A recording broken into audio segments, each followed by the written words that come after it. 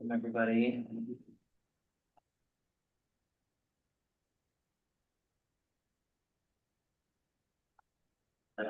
All right. Let's see. Everybody. Delay. Can you hear us online? Yes, we can. All right. Let's see.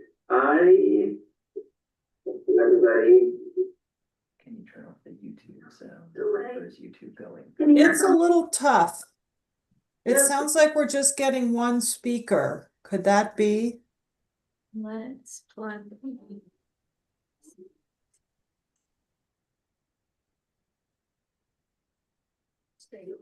Oh, you want me to? Tough.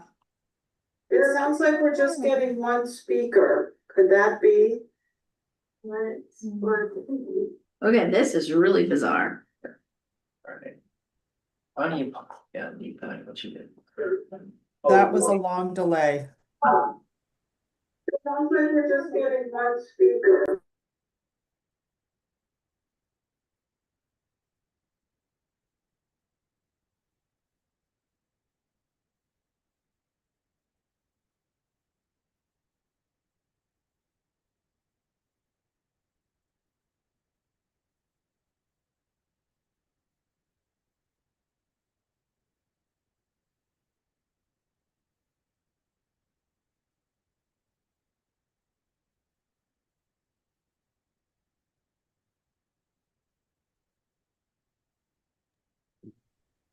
Okay, let's try this again. Can you hear us online and is it coming through okay? We can hear you well, Linda. It was a YouTube. Okay. All right. Well, let's try this again. Welcome, everybody. Gonna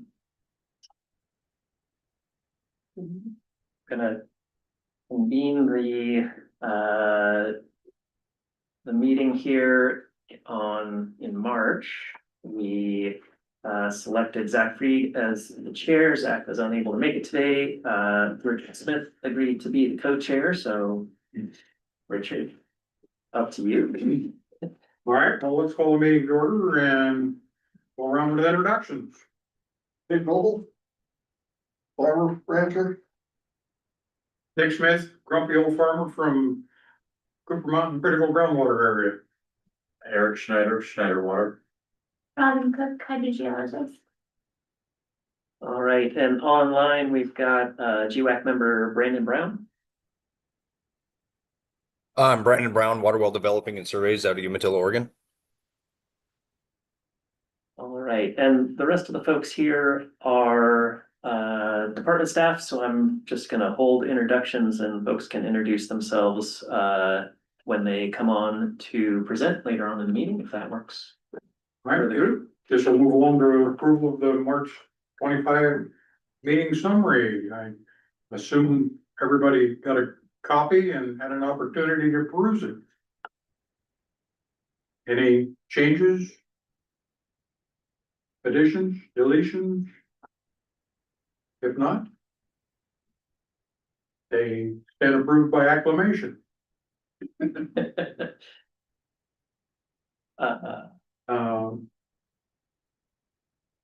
And apparently Linda Ray has some reimbursement options. I do, but just for formalities, just for public meeting laws, we need a motion in a second for the minutes. I'll make a motion to accept the minutes. Thanks. I'll second. Been moved and seconded. All those in favor signify by saying aye. Thank you, I appreciate that. So my name is Linda Ray and I am the Administrative Specialist for Technical Services Division. And I am here to talk to you about House Bill 2992 briefly. And how it affects you or potentially could affect you as a GWAC member. So the House Bill 2992 was intended to promote equity and remove barriers to public participation. And they determined, let me share my PowerPoint, they determined that you are eligible as a GWAC member because. All right, can you share that with the online? Oh, yes. Chat.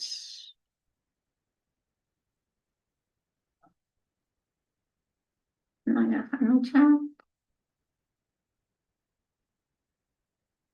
Box bottom. You're right.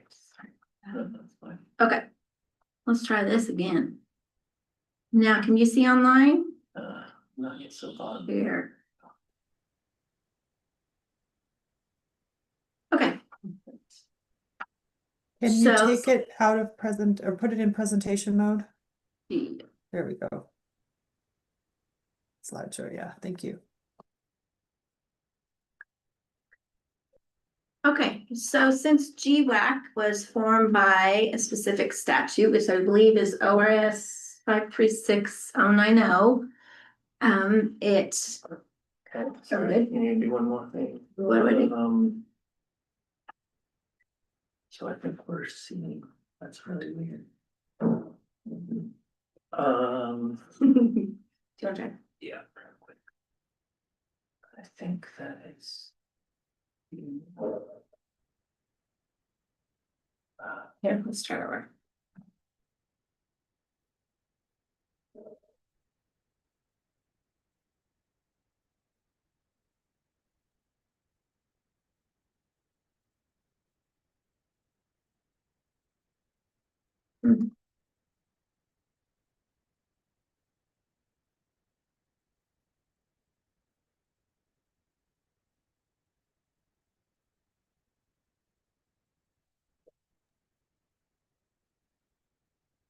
There we go.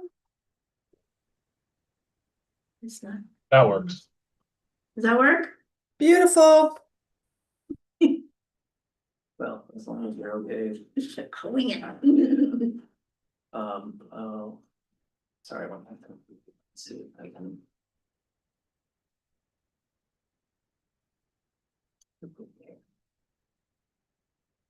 That's what I want. Okay, sorry about that. Okay, so GWAC is formed by a specific statute, which I said was ORS 536090. So as that statute states, you're eligible for travel reimbursements for your mileage, which has already been part of our routine with you.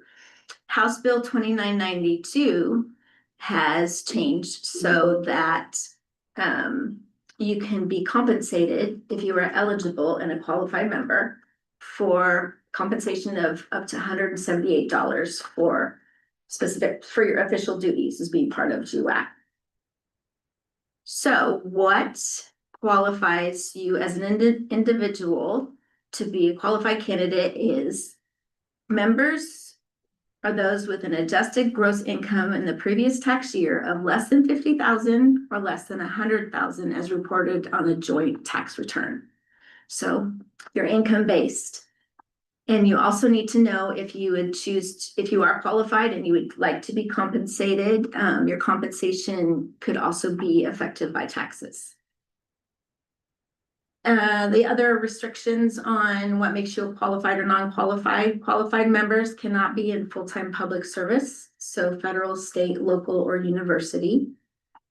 And if you are qualified and you choose to be compensated, there's a self-assessment form that you will fill out for your taxes annually. And then we'll also put you into Workday, which is an online software program that our HR and finance uses so that you can get paid. So we looked at what are the official duties of a GWAC member, and we went back to the state statute, which are right here. You advise the commission on all matters related to rules for the development, securing use and protection of groundwater, licensing of well constructors, including examination of such persons for license, review the proposed expenditures of all revenues generated under ORS 5377.7625. And then one of the other stipulations is that the committee shall meet at least once every 3 months and at other times and places as the commissions may specify. So we meet quarterly, so that is how you qualify as a committee under House Bill 2992 to be compensated, and then it goes to the next level of your income if you're eligible or not. So as an agency, because of House Bill 2992, we have the opportunity to compensate you. And like I said, if you do qualify and want to be compensated, we will put you into Workday. So we'll need some of your information, like your social security phone number, address, and also some of your tax information. There's also a discrimination and harassment free workplace training that you'll have to take that's online, that's very, very easy, painless. And then, like I said, the compensation self-assessment form, you'll have to renew every year annually just to prove that you meet in those financial brackets. So if you are interested, if you see those stipulations and you qualify, please contact me and I would love to help you get started on filling out the form and getting into Workday and being compensated for your time. Most of all, we just really appreciate you. Thank you, Linda. Any questions? Comments? I guess we can move along to the Harney Basin Critical Area Rulemaking Update by Jason.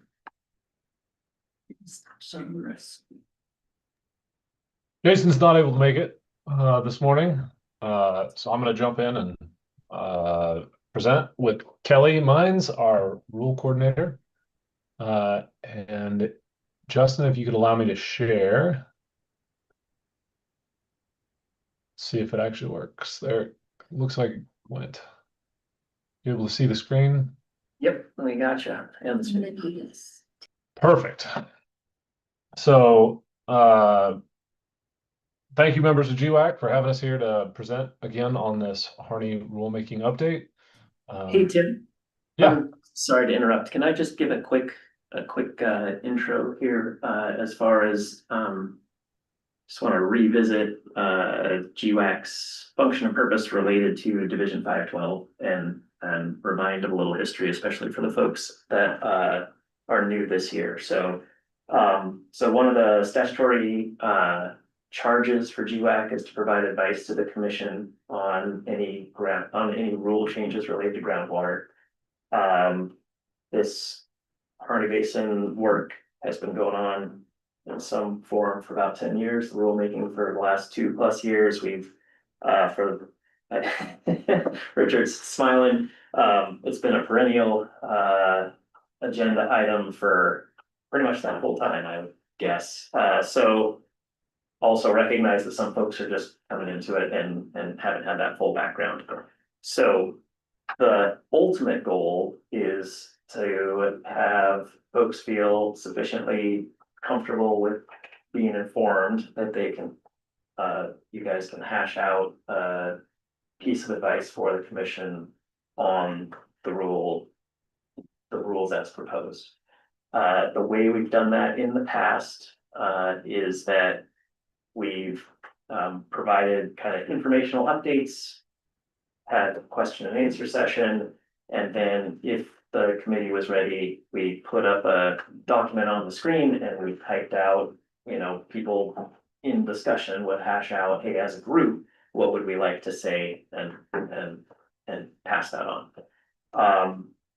We need to, by law, get that done within the public comment period. Public comment period just opened up at the beginning of this month. It goes till early August. We don't have to have a committee approved piece of advice today. In the past, we have called extra meetings kind of off the quarterly schedule to meet within the public comment period and talk that out. I will say, in chatting with Tim yesterday, the plan for us updating the commission is kind of a two-part plan, and so this is essentially the same information that we're going to be giving the commission. However, we're also planning to give the commission in September further presentation and update that has the specific rule language in it. And I don't think that this presentation, and Tim can correct me if I'm wrong, has any of the specific rule language. So I forwarded that out to folks. I know that maybe I don't know. It seems like there was a problem with the link, so want to acknowledge that. And just say, while my initial email out to folks was, hey, we're gonna ask you for some addition.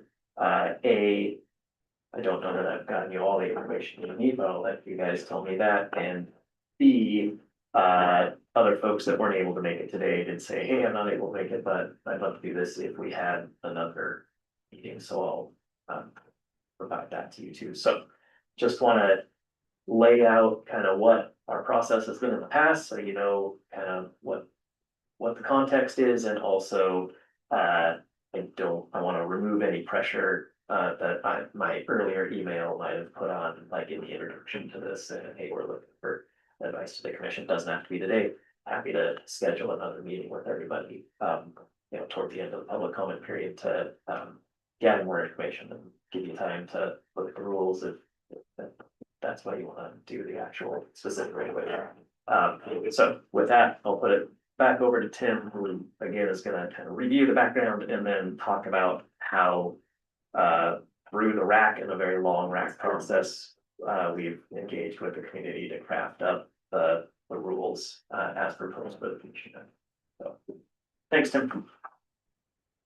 Thank you, Justin. So it looks like Jason was able to make it. So we're going to go through this presentation. And as Justin mentioned, this is what we're intending to present to the commission. And we're looking for feedback and input from you all on the presentation. And any questions you may have, we'd love to answer as we go through this. So we'll introduce ourselves as we go through the process. So for the record, I'm Tim Seymour. I'm the assistant manager for the groundwater section here at the department. And we're going to dive into the 512 rulemaking update here. So we've talked about this multiple times with this group over the course of 6 years. The Water Resources Department and the USGS participated in a collaborative basin study with the goal of better understanding the groundwater resource in the Harney Basin and determining what the problems are and basically providing the scientific background for how we would make management decisions going forward.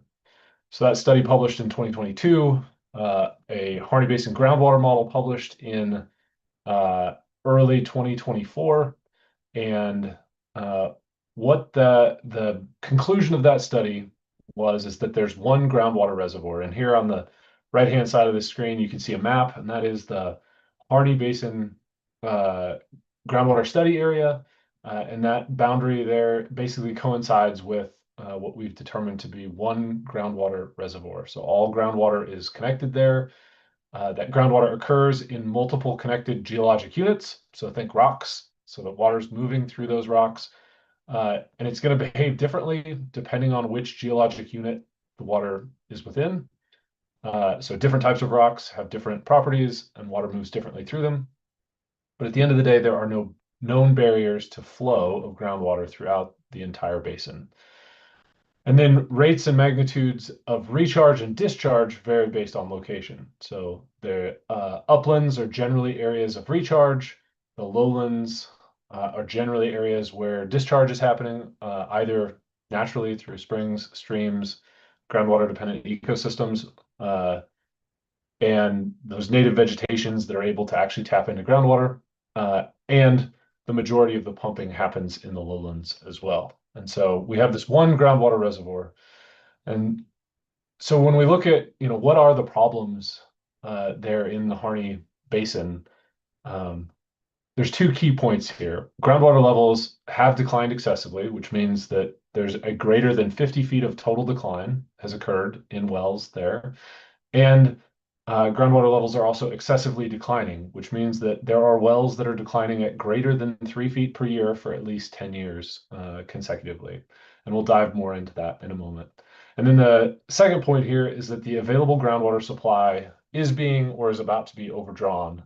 And what that means is that pumping exceeds recharge. So all recharge coming in to the groundwater system is being pumped in a portion of the groundwater reservoir.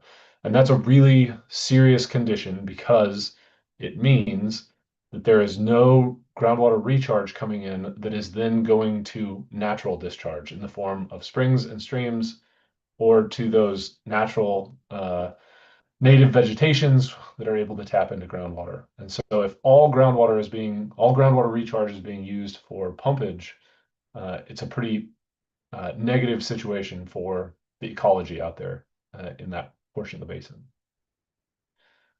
So diving in a little bit deeper, here on the right is a map. This is zoomed in. The lake here is Malheur Lake. The city of Burns is up here in the upper left corner. And these are all of the wells that have declined excessively. And that means that greater than 50 feet of decline from our highest known water levels has been observed in these wells. And the number of wells that meet this threshold is limited by a lack of historic measurement and a lack of current measurement. So in order to be able to evaluate for declined excessively, we have to have a historic water level and a current water level.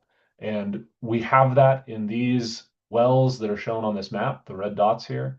But that doesn't mean that that's all the wells that have declined excessively. We believe that these are representative of a much larger problem in the basin. And if we had more historic data and more current data, we would see more wells on this map that have crossed this threshold. And we also believe that based on our evaluation, that more wells are going to reach this threshold in the next several years. So if we looked at the next criteria here is excessively declining. So that's, again, that decline rate of 3 feet per year for at least 10 years. We've got, again, the same map segment, and we've got the wells there labeled in yellow. And again, in order to be able to perform this test, we have to have sufficient data. And so in these wells that are on this map, we had the data to be able to determine that they've crossed this threshold. But again, we believe there would be more wells on this map if we had the data for every well in the basin. And we also believe that more wells will reach this threshold within the next several years based on current rates of decline and our observation well network and data gathering in the basin. So we've got these two pretty serious groundwater level decline issues going on in the Harney Basin. And then the other criteria here that I talked about was overdrawn. And so here on the right, we've got a map from the groundwater study. The Harney Basin boundary is outlined and filled in with 3 different colors. The 3 different colors represent 3 different water budget regions. So this is where the USGS and WRD staff worked to calculate the actual recharge for each of those areas. And then we have a yellow boundary here in the middle that represents what was determined to be the lowlands by the USGS study. And so when we talk about pumpage exceeding recharge, what we are evaluating here, what we were able to evaluate is within the lowlands, the amount of recharge that's occurring as compared to the amount of pumpage within that lowlands. And here on the left, we've got a table that shows the breakdown by region and how overdrawn or not that area is. And so our first column here is the difference between lowland recharge and pumpage. So within that yellow boundary, within that colored block here. And so for the north, it'd be this area here. We're currently out of balance by 2,700, or we're currently overdrawn by 2,700 acre feet per year. So actual pumpage is exceeding recharge by 2,700 acre feet. And we have severe declines going on in that area, as was seen on the previous 2 maps. If we look at that, the difference for that area in terms of lowland recharge against authorized use, so how much pumpage could occur, there's about 96,000 acre feet per year authorized more than recharge is coming in.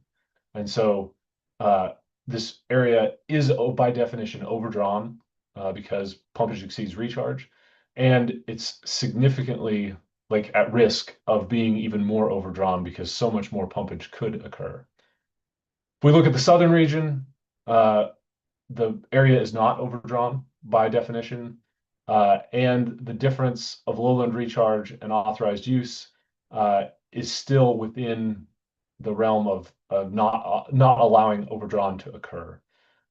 And then within the Western water budget region, here in the western portion of the basin, pumpage is less than recharge by about 4,500 acre feet, which we believe is very close to being overdrawn and what we're going to call about to be overdrawn for the purposes of this.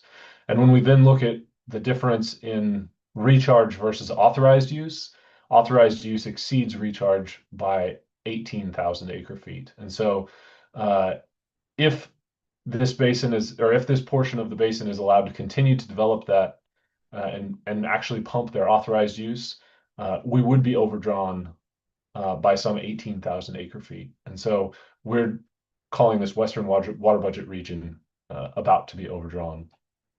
And then when we look at the basin as a whole, we're not quite overdrawn by definition. But if we look at the authorized pumping, if all authorized pumping were to occur, we would be overdrawn by 104,000 acre feet.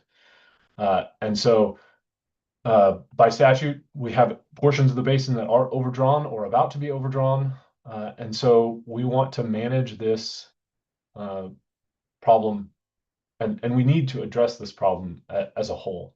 So now I'm going to turn it over to Jason to let him talk about our strategy here. Thanks, Tim. Good morning. For the record, my name is Jason Spreet. I'm the East Region Manager out here in Baker City. So I wanted to go over some of the strategies we are going to be using to address these issues. Next slide, please. So some of the strategies, or these are our primary strategies, are to protect recharge with a classification of the upland areas, well, actually of the Harney Basin, the study area that's within the Harney and Grant counties. Also, we're going to attempt to reduce groundwater use through critical groundwater area designation, through voluntary agreements, conservation reserve enhancement program also for groundwater in Harney. And then we want to better monitor things out there in the basin. And to do that, we are going to implement a serious water management problem area. And we'll get into some more of those details on the next slide. Thanks, Tim. So the first one, classification really is to protect the recharge, and that classification boundary will help us prevent further groundwater development in the uplands, and the uplands is where the majority of the recharge occurs. That classification boundary is shown. I assume you guys have the staff report, so that's Exhibit 4. And within the classification is only going to allow for exempt uses and then non-consumptive geothermal uses. Next slide. And then in order to reduce groundwater use, we're going to implement the critical area, which specifies, as the rules specify how those reductions can occur. It includes an adaptive management plan that allows the department to adjust management into the future. The boundary of this is Exhibit 6 in the staff report. It'll establish a permissible total withdrawal. And then, like I said, it establishes how those reductions will occur through the adaptive management plan. And those reductions are scheduled to begin in 2028. We are also hopefully utilizing the statute for voluntary agreements, where users can work together to reduce use and achieve the groundwater goals for the critical area. Department staff in that will have capacity there to provide some technical assistance for those voluntary agreements. We've already developed a draft guidance document to help guide users to a voluntary agreement that we think the department could agree to, or could potentially, the commission could agree to. And then we also have this, the CREP program, the Conservation Reserve Enhancement Program, where we would enroll acres that are required to cancel the groundwater right in order to enroll, but the benefit for the user is they get a payment for up to 15 years on that if they sign up. So we can enroll up to 20,000 acres in Harney County, The first round of enrollment actually was due June 6th. We have a number of offers out there for enrollment. And if there's available acreage across the country, which is, the total available to sign up is about 2 million across the entire country. It's likely that the users will have another opportunity to enroll prior to July 31st. Next slide, please. So the swamp or serious water management problem area helps us achieve accountable use by requiring flow meters on all points of appropriation by March 1st, 2028. There is an exemption in there for any points of appropriation that have been regulated off and disconnected from the infrastructure. And also must record that use monthly and report annually. So anybody that has to install a flow meter on their point of appropriation will be required to record that use every month and then report every year. Next slide, please. So we wanted to limit the impacts as much as possible from the critical area. And some of the ways that we are doing that in both an environmental and domestic sense here is we are front loading our proposed curtailment. So 40% of our proposed curtailment will occur is proposed to occur in 2028. This will result in some higher final water levels, which obviously fewer dry domestic wells as a result of that. Less reduction in natural discharge into streams and springs, and also less reduction in evapotranspiration by groundwater dependent ecosystems. We also are requiring a durable stability, so stability that is lasting, not just a temporary stability, but a good solid level at which we can say we are stable. And then we require recovery in Weaver Springs, which reduces impacts to domestic wells in that area substantially. Weaver Springs is one of the areas we've seen the highest rates of decline. Next slide, please. And then we also wanted to limit economic impacts on the community as much as possible. So we set a goal of stability rather than trying to get to recovery in most areas. We optimized the model to identify the smallest reductions in pumping required to achieve durable stability. So, the minimum amount of reductions we think we will need to achieve that stability. We created sub areas that allowed for more targeted water use reductions. So we're not, if we did it in a broad scale, we would probably need to curtail further to achieve that stability level.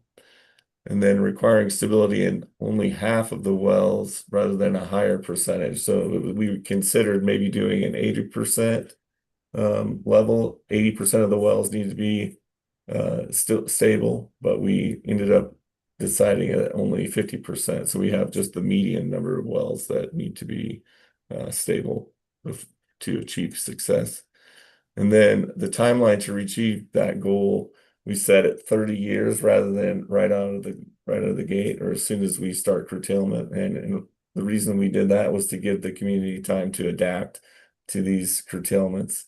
And we are phasing in those reductions in 6-year increments over a 24-year period rather than immediately as well, which also gives the community time to adjust and time for folks that are out there farming today to plan ahead for the future. We also are implementing, as I mentioned earlier, an adaptive management plan in the rules, which will allow us to monitor the trend moving forward, and we can adjust to prevent any over curtailment that may happen if we see something that is far off from what the model shows us so far. And the initial allotment to each water user, the amount of water going to each user or each water right is going to be based on historic use rather than paper water rights. We are finding across the basin a number of users are not using their full paper water right in order to produce their crop, and we wanted to make sure that we don't over allocate so we can spread that water as much as we can that we have available. Next slide. And now I'll turn it back over to Tim to go over the WRD proposal. Thanks, Jason. So what I want to go over here is what we presented to the RAC at our last couple of RAC meetings and some of the modeling results that came out of that, so that we can also understand essentially what the proposal is for reductions, and then what the results of those reductions will be for water levels and for domestic well users and for the natural system. So I believe we've shown this slide previously. This has been updated to our most recent version of the proposal. And so there's a number of different parameters that we can put into the model to essentially test our management scenario and how effective it is. And we'll just run through these parameters here really quickly. So for a spatial extent, what is the area in which we're going to be working and how is it divided up? We have proposed 7 sub-areas, and I'll show a map here on the next slide of what those 7 sub-areas are.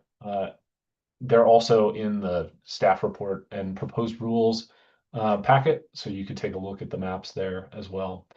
For our stability success metric, so how do we determine what stable is within the model? We've defined that as a durable median, which is a 50th percentile of well cells. So basically what that means is half the wells need to be stable or recovering, and half the wells need to be stable or could continue to be declining. So that median value for the sub-area needs to be stable in order for us to determine that to be success. And when we say durable, we mean that has to continue for the full duration of the model run, which is through 2098. So basically the end of the century, we need to see water levels remain stable. And then for specifically Weaver Springs, we fixed the PTW value at 75%. Requiring recovery in that area because it is by far the deepest cone of depression in the basin with the most historic declines at over 100 feet. And as Jason pointed out, raising those water levels in that area will have substantial benefits for domestic wells in that area, as well as it does reduce to some extent the amount of flow, groundwater flow from nearby subareas, thereby reducing the amount of reduction or curtailment that has to occur in those subareas as well. We're proposing to set the timeline to achieve this goal of durable stability at 30 years.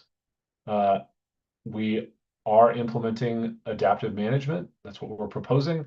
And the intent is to have those adaptive management check-ins every 6 years. So curtailment would happen, and there would be 6 years of no additional change while we monitor. And then the next scheduled curtailment would go into effect 6 years later. Our timeline for reductions, as Jason said, we're setting a 24-year period over which those reductions will occur, and we're front-loading those reductions. So of the total amount of curtailment, 40% would be implemented at the start, 30% at year 6, 15 at year 12, 10% at year 18, and then 5% at year 24. And in Weaver Springs, we've set that sub-area again because of its unique nature and severity of declines at a different schedule, with 75% of its total reduction coming in year 0 at the start, and 25% coming at year 6 in that schedule.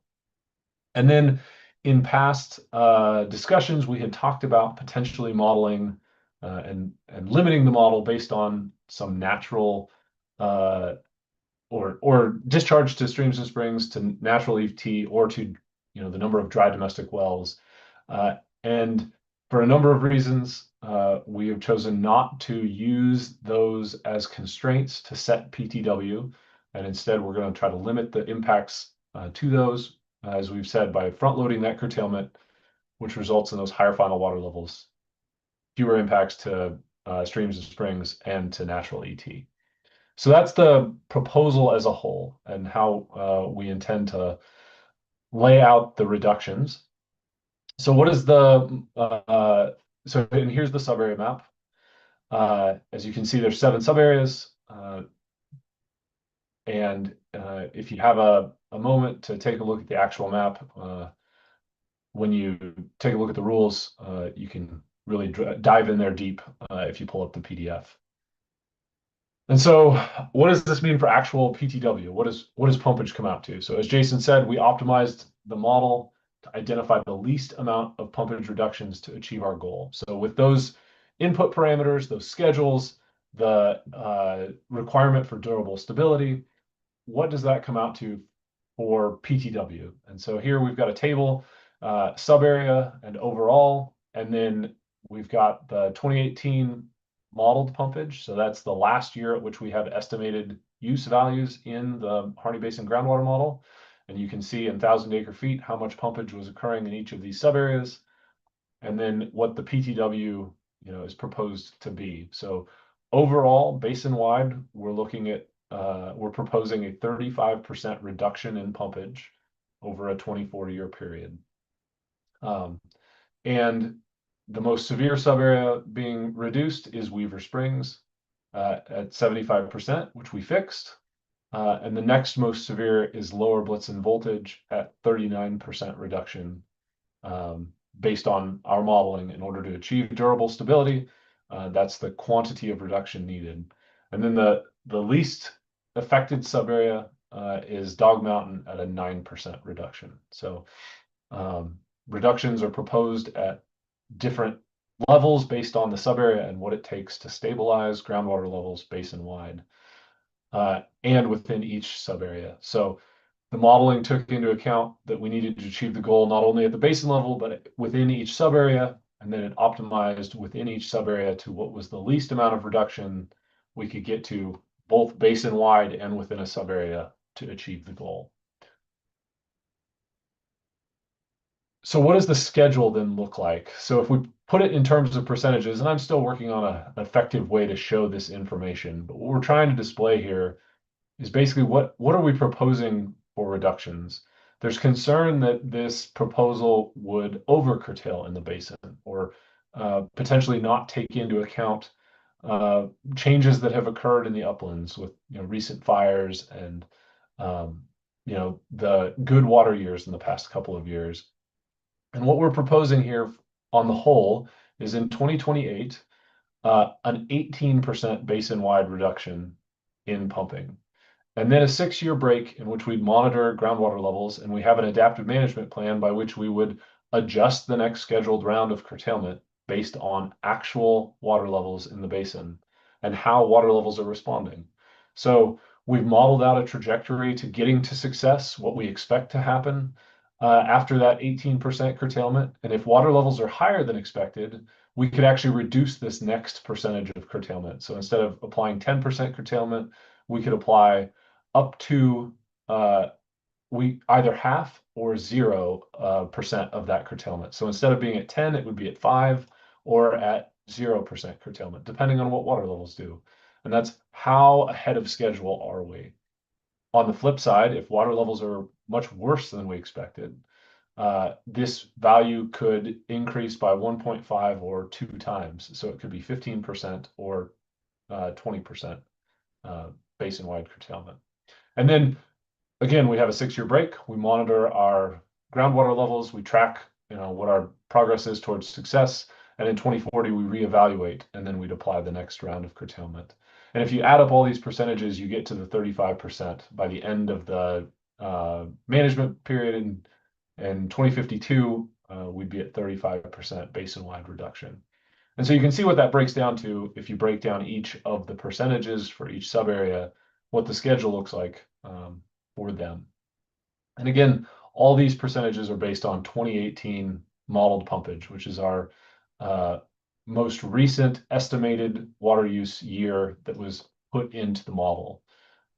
As a side note, we have done some estimations of water use, and water use does not appear to be increasing in the basin. It appears to be plateaued. And so 2018 is actually representative of like today's water use in the basin. So what does this do to the actual groundwater levels? So here I've got a map that's showing water level rates of change. So this is how much water levels are changing year over year. And we've got a scale from dark red to dark blue that goes from -1 foot of decline per year to +1 foot of decline per year. I want to note that all of these scales are maxed out. There are cells within the model. The darkest blue is well above 1.0, and the darkest red is well below -1.0.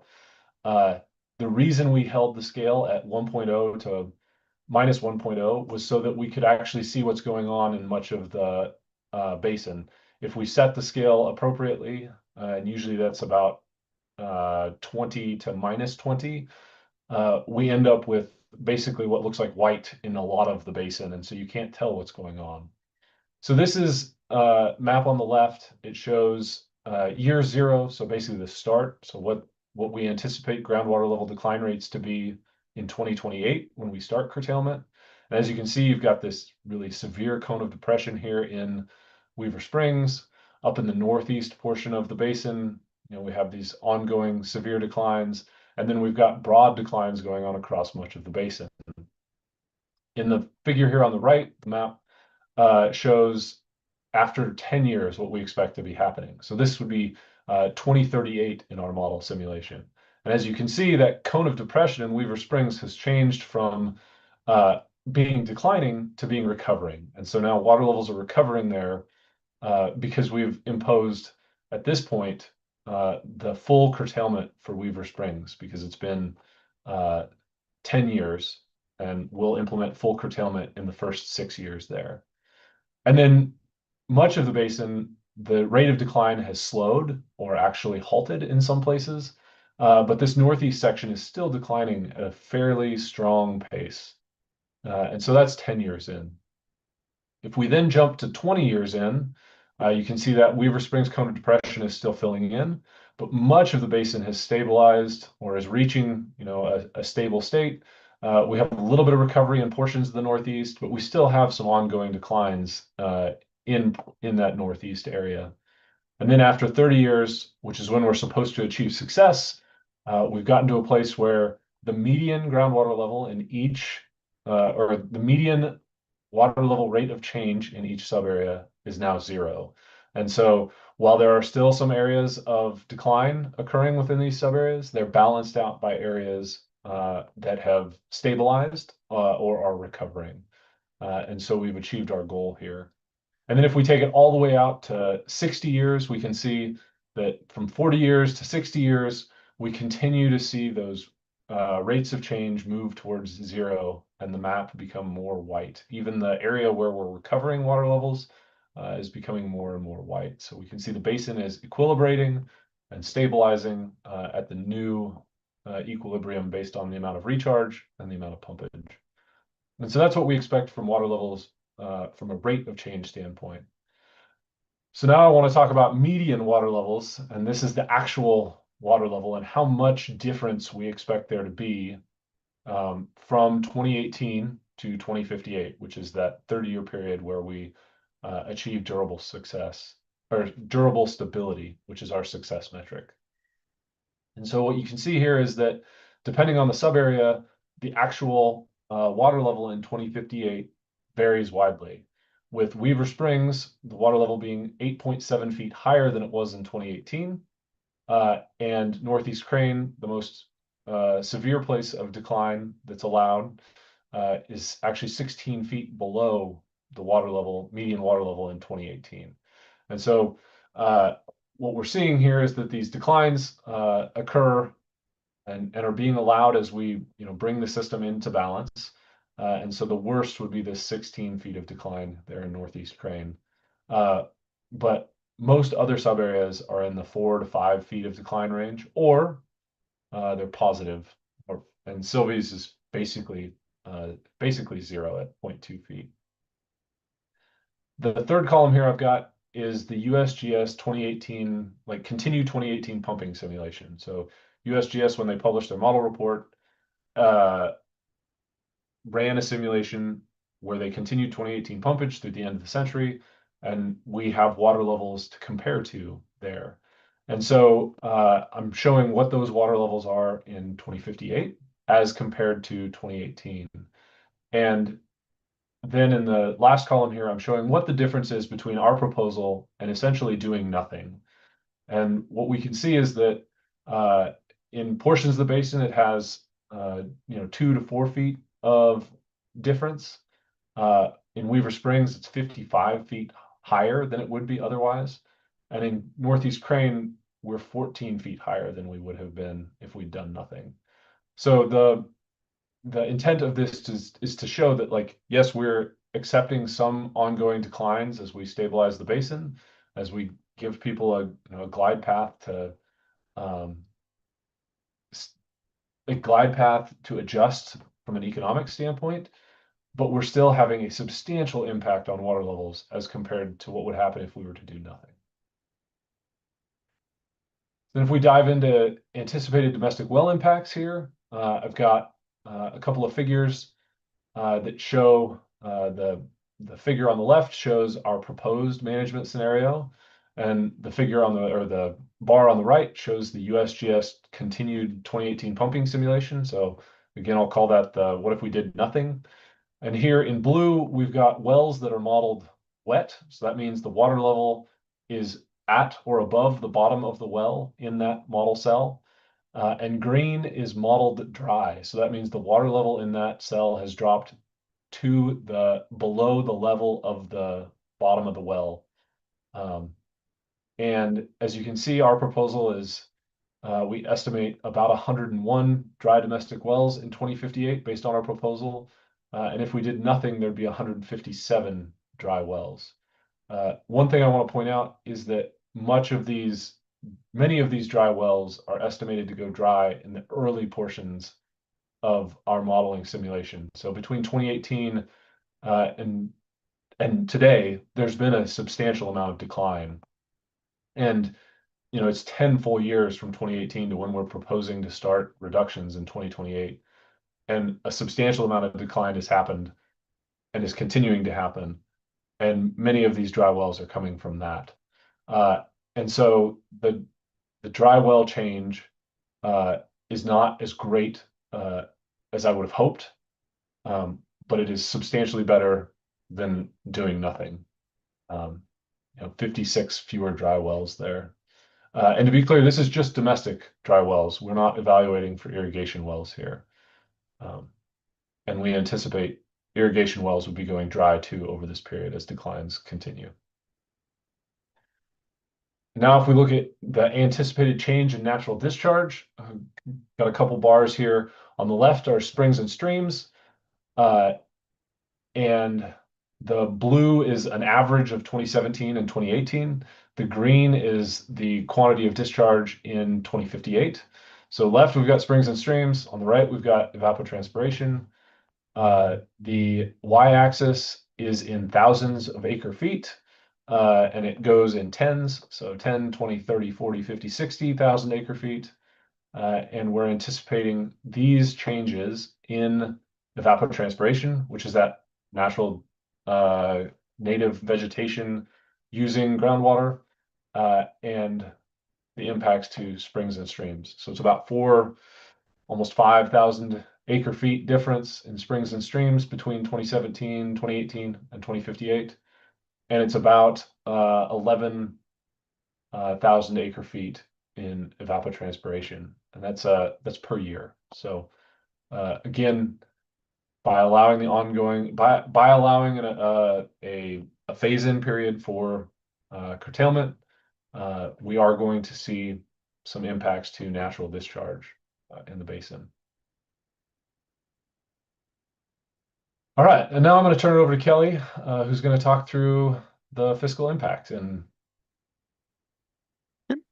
thanks, Tim. For the record, my name is Kelly Mines. I am the rules coordinator for this process. As Tim said, I'm going to be taking you through the fiscal impact statement for these rules. I think we've put together a pretty extensive fiscal impact, and the intent of this conversation today is keep it very high level.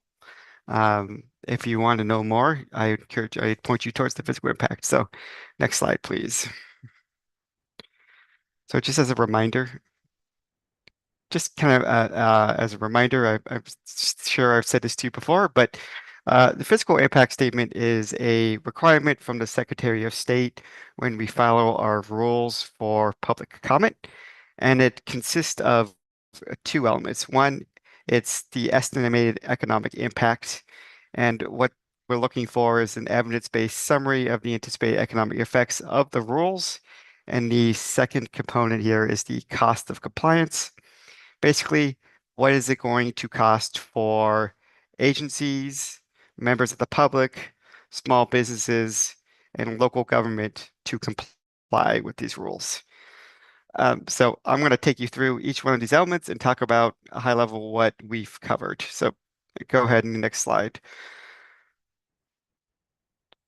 So for the estimated the economic impacts, we covered four areas here. So first one would be characterizing the Harney County economy. There we have a conversation on uh, what are the main, that Harney County is a ag-heavy economy, what are the main crops, and what are the percentages of sales for both livestock and alfalfa being the main crop. And then we also have a conversation on the Harney Basin's economies benefit significantly from the natural ecosystems there. So we're talking springs and streams, wetlands that support recreational activities centered around the Malheur National Wildlife Refuge there. Then we get into impacts of implementing a critical groundwater area. And that's broken up into two blocks, right? So the first block would be assessing the impacts of continued pumping. Um, so what are the economic impacts if we just let pumping continue as going? And where we assess there is we assess the impacts on, okay, how are domestic wells going to be impacted if we continue with pumping? How are irrigation wells going to be impacted if we continue pumping? We also assess what the impacts are going to be to springs, streams, the Malheur Life Refuge there.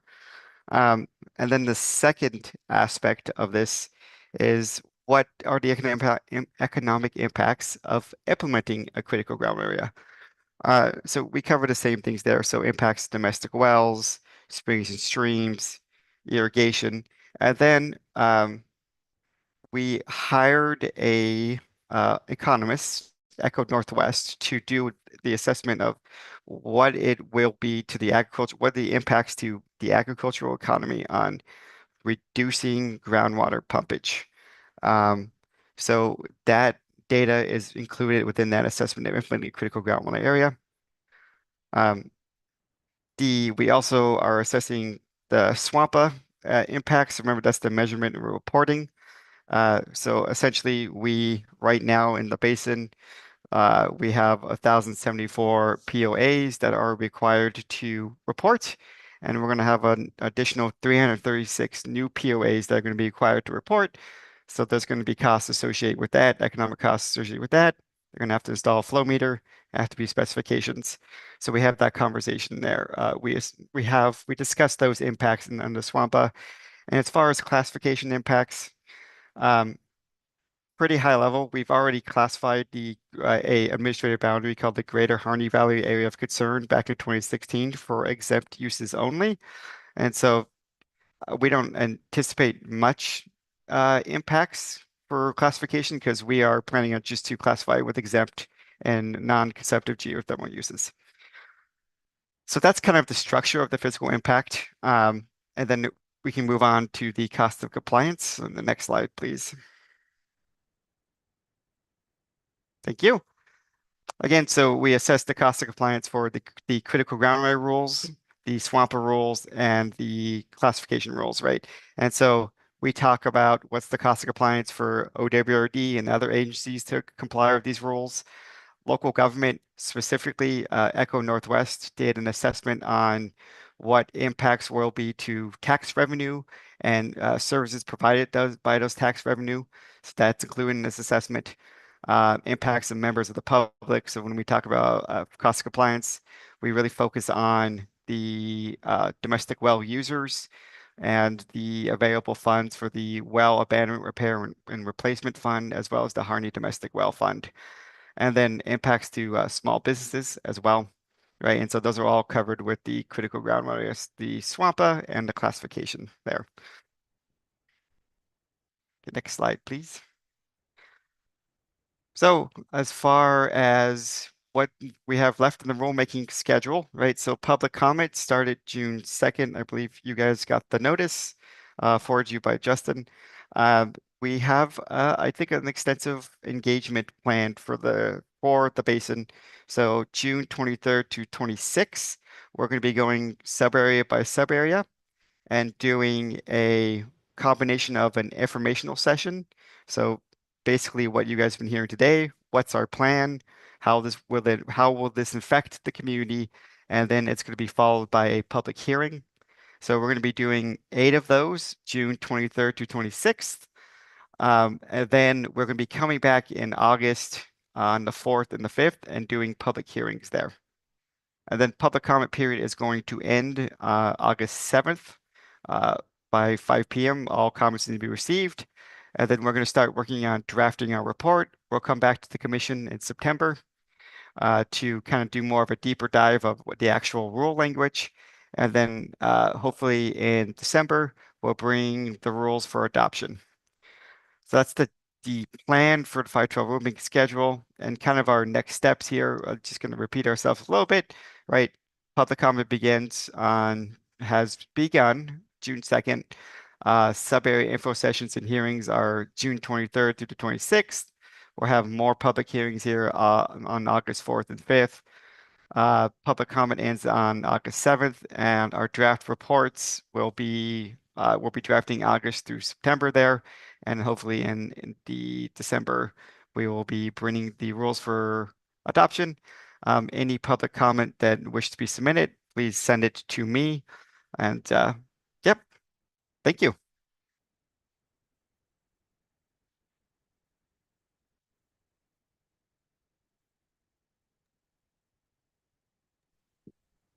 Okay, thanks, appreciate the presentation, folks.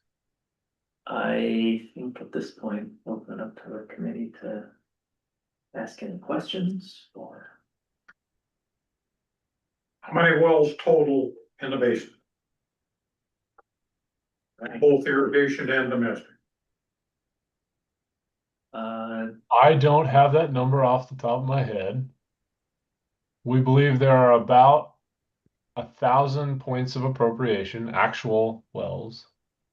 And there are, as I showed in the slide, somewhere around 900 and almost 1,000 domestic wells also that are in the model.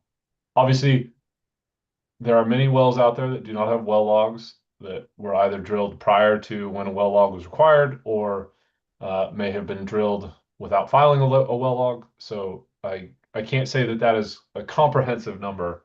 We do know there are wells out there that we do not have in the model, but it's about, I'd say about 2,000. Thank you. On your public hearings, how do you notify everybody? How is it public? You know, you guys send mailings, put on a computer? Great question. So we are required by our Division 10 rules to notify the public, to send a mailer to all groundwater rights holders, all tax lot owners, and then all registered well drillers of the public comment period. And on that mailer, they can go to the website and all the information has been posted on the website about what the details for the public hearing. We've also sent out mass emails to, I'm going to say, over 1,000 people and GovDelivery, and then we're working with community partners within the basin who are getting the word out to the community. And I've gotten a bunch of phone calls asking when those information moved. So that Harney County knows of these informational sessions, and we're hoping that they'll be well attended. That's been one of our problems. Notifying public is getting the word out because it's a rural area and not everybody's on computers and. Yeah.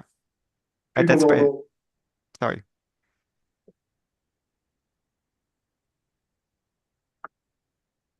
I'm sorry, I didn't mean to interrupt. Go ahead.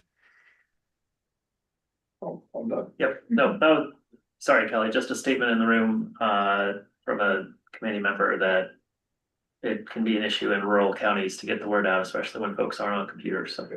And I think we were doing our best to work on that.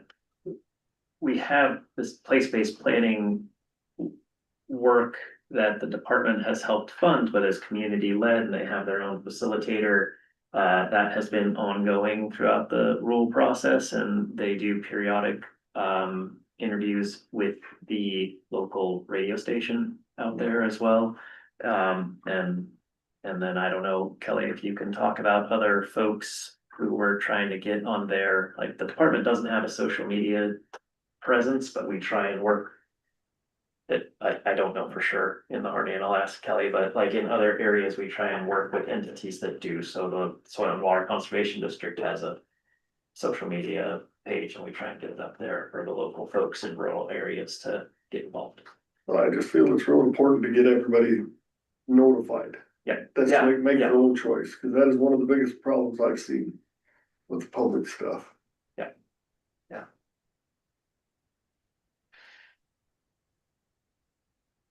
And I I- point out that we sent the mass mailer because of our Division 10 rules, and that requirement was specifically requested to be added by this group when we were updating those rules 2 years ago. So, or 2.5, whatever that was. So, a while ago.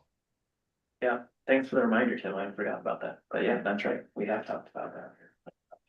So how's the department going to find the appropriators that don't have well logs, don't have recorded wells, that need to put a meter on?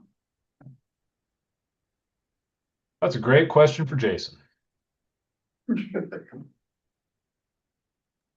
Thanks, Tim. That is a really good question. We have a pretty good idea of where most of the irrigation is occurring in the basin. We have the water right to go off of, so we can certainly use that. There are going to be wells we don't find for a while.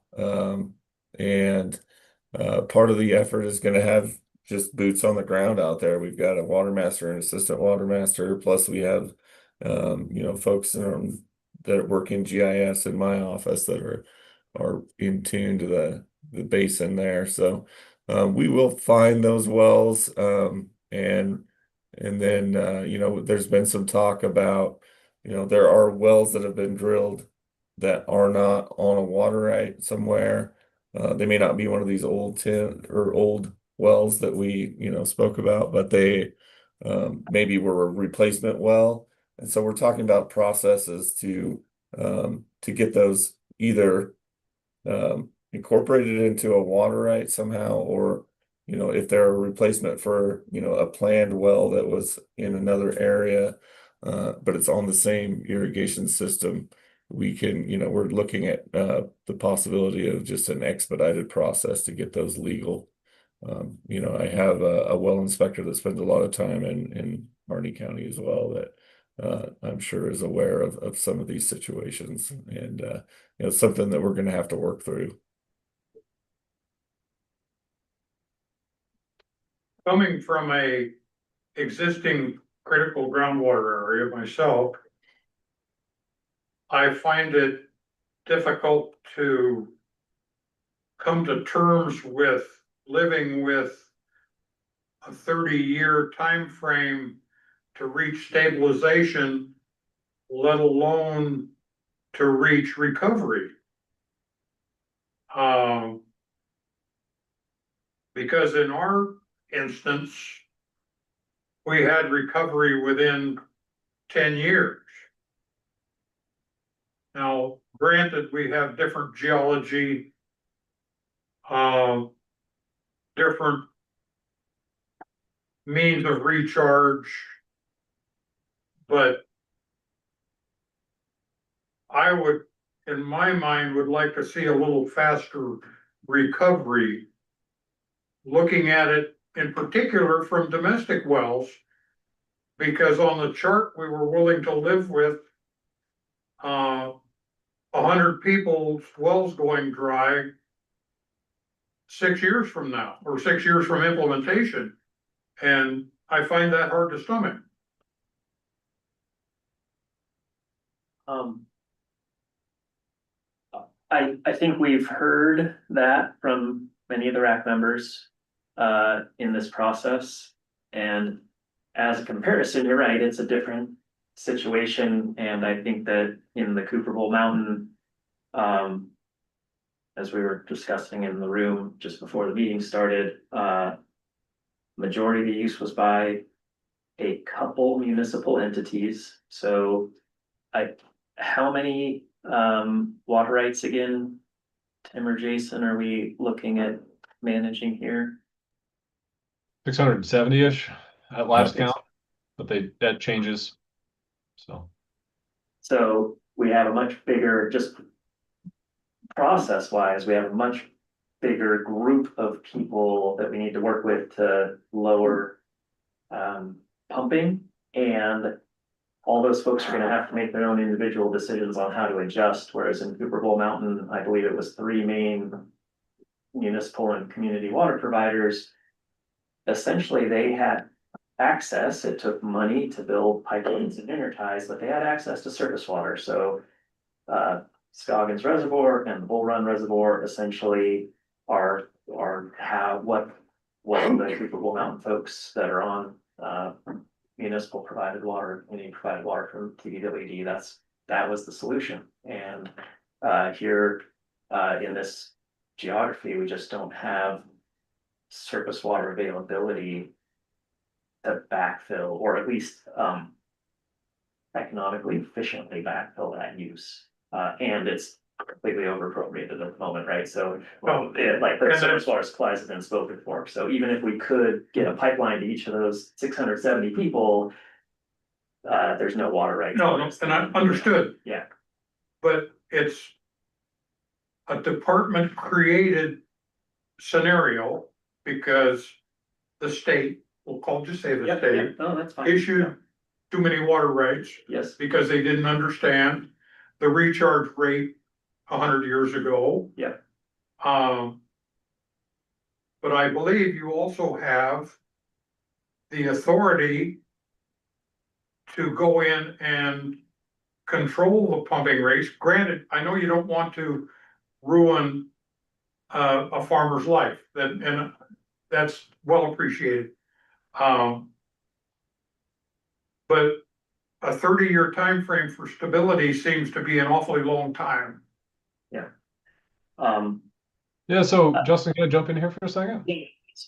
Yeah, so during the RAC process, we evaluated a number of possible management scenarios, and we looked at what shorter timelines would mean.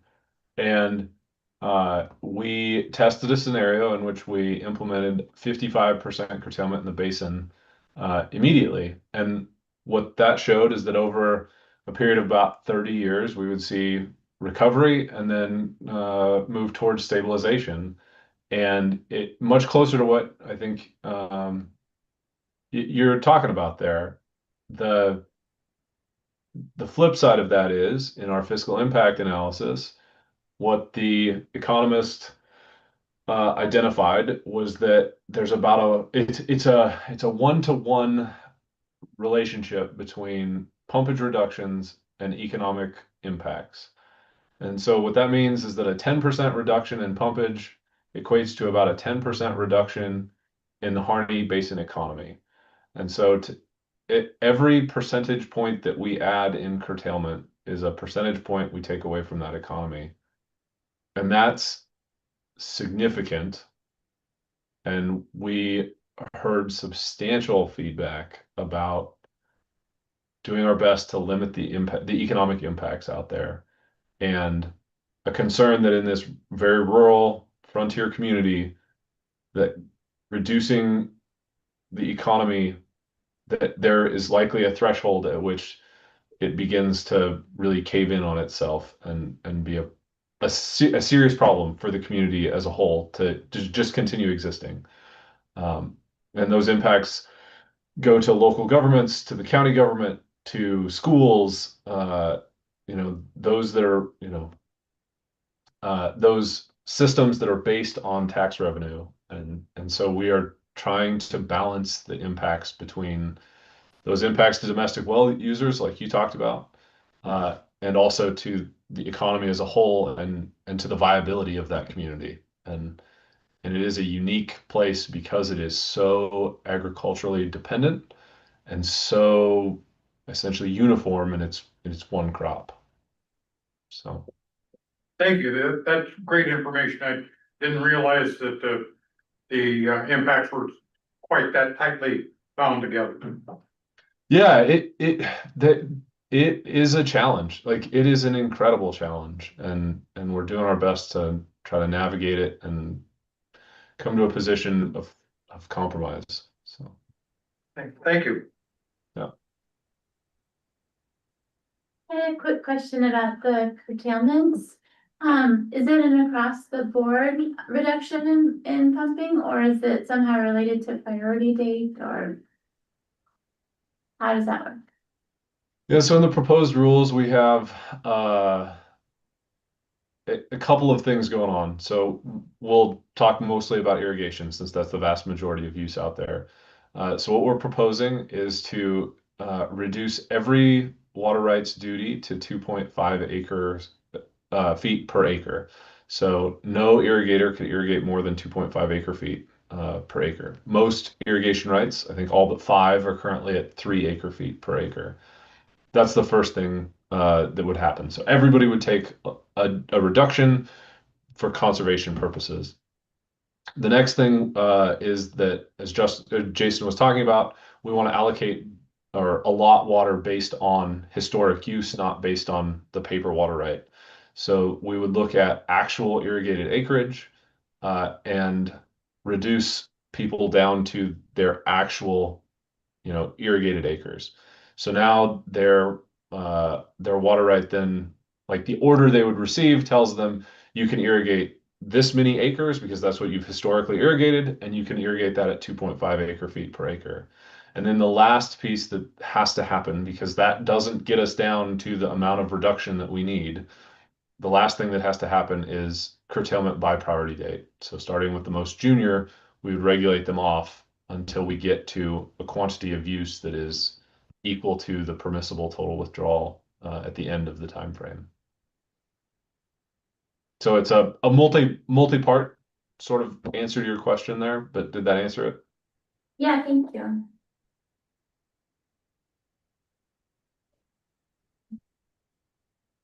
For municipalities, because I know this group has often been interested in municipalities, we are proposing to set their annual volume of use to 110% of what their the previous 6 year or what their use was between 2020 and 2024.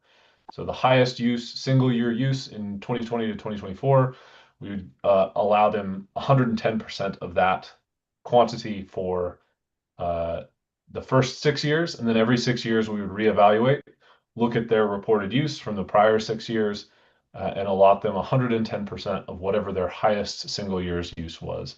So if they are like if they're growing, they're using more water, they could grow by up to 10% every 6 years over the period of this plan. I have a question, and you said you are doing a reduction based on historic use and not acreage or the paper water right. Doesn't that encourage people to go ahead and pump even when they don't need to maintain that if they're gonna be curtailed to what their historic pumping is? Aren't they gonna start pumping as much as they can in order to gear over every 6 year period? If there's reductions, then they're gonna get the maximum available water instead of being curtailed. Yeah, so the initial allotment, so that first round of reduction is going to be based on pumpage in 2020 through 2024. So that's already occurred. Whatever they do today won't have an effect on that evaluation. So they're locked in what they've been historically using. And that's because every single water right holder and point of use has a meter on it as of now? Nope. the people that don't have, it's in their best interest if they do have to put a meter on to pump it for as much as they can. Seems like there's could be a concern there. Well, so the historic acreage is not gonna be based on a flow meter reading. What we're looking at would be primarily satellite data and then field surveys by staff over the years that show what acreage was actually irrigated. Right? So it's not whether or not, it's not how they got water onto the crop, it's whether or not it was irrigated.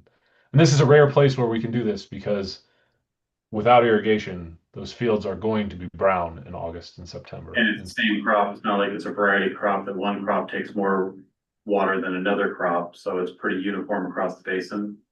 Right. Okay.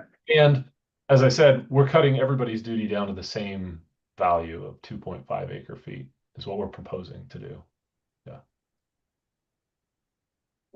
Just seems like you're looking at satellite data for somebody who has one well on there that you know about, but they have three more that you don't know about, and they're irrigating a very large acreage. You know, there's a lot of math and a lot of assumptions being made from a satellite view. It's gonna take a lot of manpower and computer power to figure out all that. Because if they're over appropriating beyond their water right now, and it's looking like that's the acreage they're currently doing, there could be a gap there. Not sure if I'm explaining that correctly, but they might show 1,000 acres and their water rights, you know, slightly less than that, but they're drawing off of 3 points of that you don't even know about in order to overwater that area in order to expedite crop growth or whatever. So that's it. I just wanted to throw that out there. Yeah, I appreciate that. I guess the way we're looking at it is one, there is a water right with an acreage value on it, and we're going to be looking at that, and then we're going to be looking at what portion of that was actually irrigated. And so their total allotment cannot exceed their original water right. So if they've been watering every acre in their water right, that's what they'll get. They'll get that amount of acreage. But if they've only been irrigating, 80% of that, they're going to get 80% of their acreage rather than the full acreage. And that allows us to spread the water out to more users. And in the rack, we gave the prime example or the common example of a center pivot. Usually a water right is a square field or a rectangle of some sort. You put a center pivot on it and that circle only goes around the middle. And a lot of times people don't have the corners covered and so they're brown. So when we're allotting water, should we give that water right the full square's worth of water, or should we only give them the actual irrigated acreage, which is that, that center circle there? And as we talked about it, we received a lot of feedback that said we should absolutely limit the person to what they were actually irrigating and actually producing a beneficial crop on, and take those corners worth of irrigation and pass them on to the next junior user to try to keep another person in business. And so that's the intent behind the proposal there. Yeah. And I guess maybe if I can help, like getting the meters on the wells is intended as a check that nobody's using more than 2.5 acre feet per authorized acre. So they aren't gonna be able to use more and show something on the meter and get more. It's like, here's what you get, and the meter is the double check to make sure you're still within It's just criteria. And I'm not a farmer and I'm not an expert, but you can put a certain amount of water and make it look green. And then you can put more water on. So if you have illegal sources, I mean, yeah, they're irrigating a much bigger area, less water, and it still looks like they're within their water right. And they're not. I mean, there's some holes there, but I understand it's very difficult to find those sources. Well, the deterrent too is the power bill. Power is just going out of control. Right. And I don't know of anybody that's gonna use extra water and pay more power to cover that. Yeah, and I hope with the satellites, you can see power lines. If you see power lines going to places there's no wells, I hope the well inspectors are looking at that because he's right. I mean, to bury the power lines is 3 times the cost, and I don't know any farmer in the world that wants to pay 3 times as much to bury their lines instead of putting in holes. So.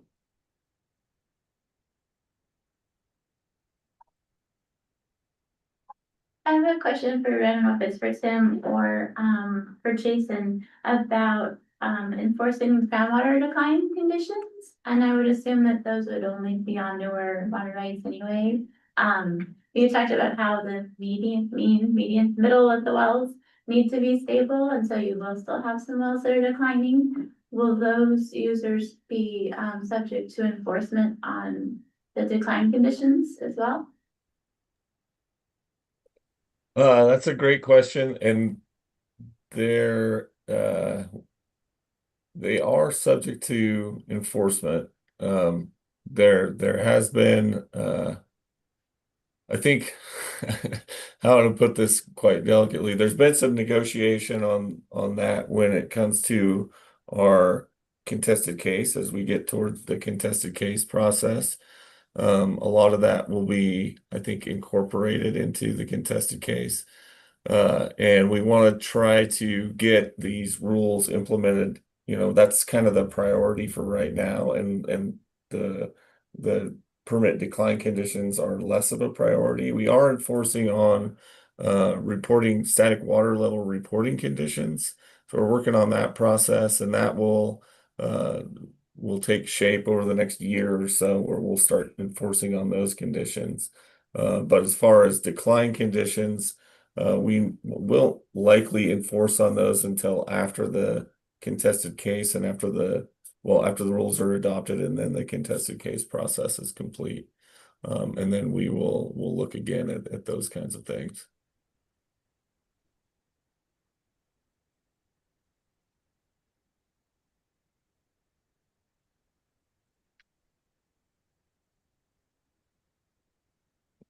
Any other questions?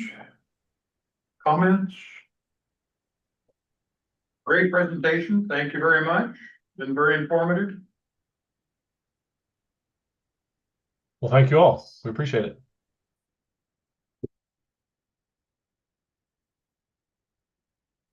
So, I guess before you guys jump off, Tim, Jason, Kelly, can you, I saw the next steps. One thing that wasn't on the line was the September commission meeting. That's after the public information session closes, but I believe that there are some plans to present additional info to the commission in September.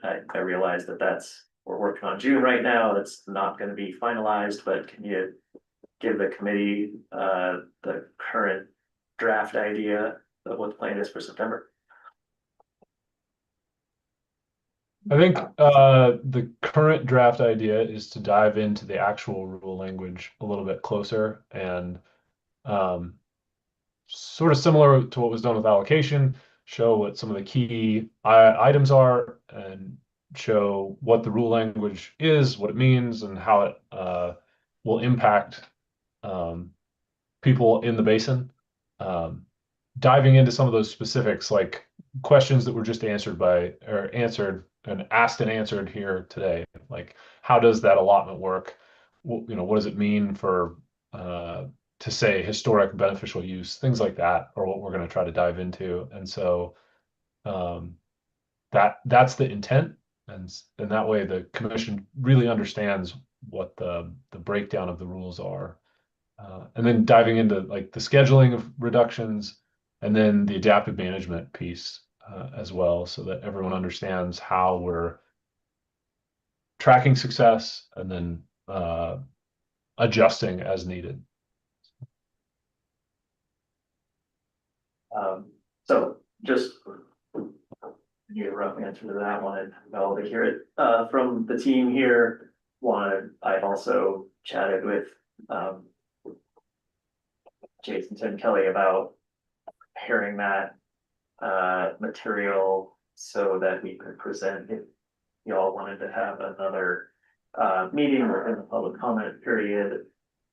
We could get that information up on the screen for you, walk through it, and answer the additional questions that the actual rule language might bring up. So just want to make sure that that's offered and available to you. I think it'd be helpful to be able to peruse the actual rules. Yeah. Before we start throwing opinions out there. Just my opinion. I don't know whether we agree. Yeah, I would like to see them, yeah, to give any comment. And the fiscal and state part of it too. That's correct, yeah, yeah, so, based on questions, I already started drafting an email, I've got a link to the actual Secretary of State's, filing, so that has the rule language changes as well as the fiscal environment or fiscal, environmental, and racial justice impact statement, probably, so. That's all in that document, and I will get that out to folks to have in their inbox. So I think that leads to us having another meeting. That's Potentially, if we have a lot of questions, and need to walk through it.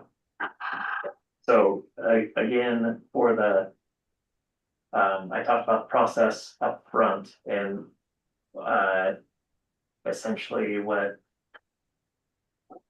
We do need the committee to provide their input to the commission during the public input process. So, that's the time when anybody in the state can, and we've gotten comments from outside the state, have provided their input.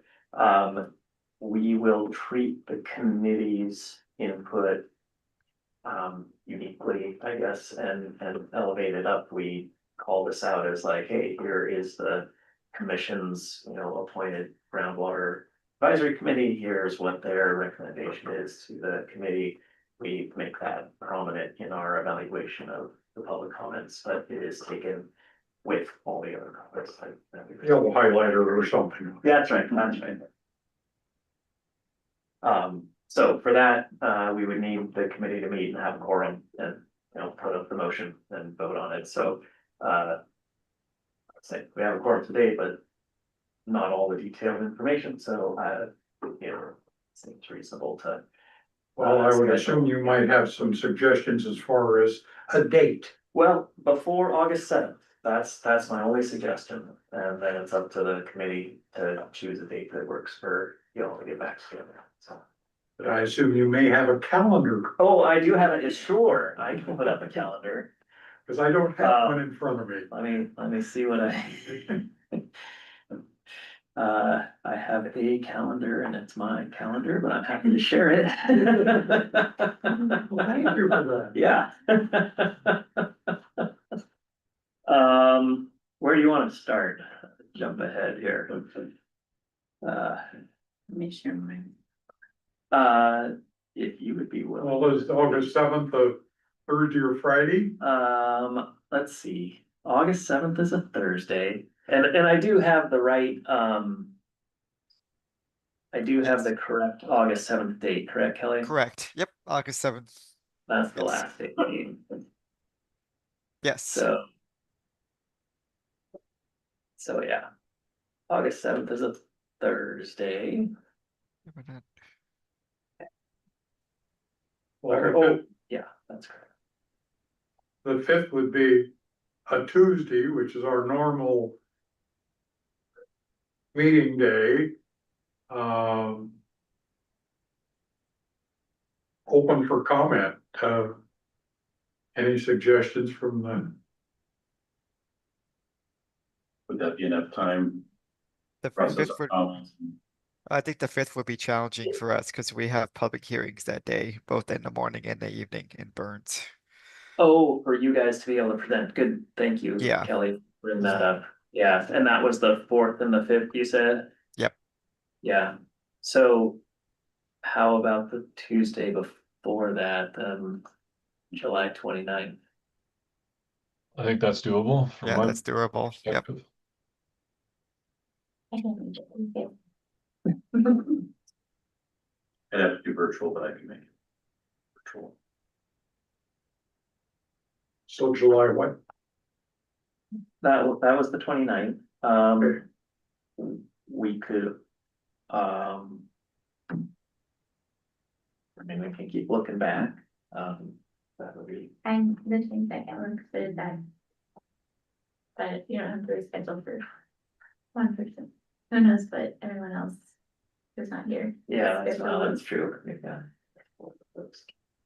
So recommendations here, what? Send out a pool of, You want me to send out, yeah. So shall I send out available Tuesdays, 9 to noon?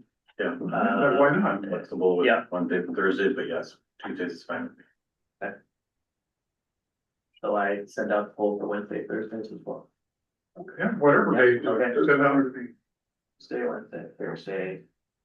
9 to noon, I will send out one of those online.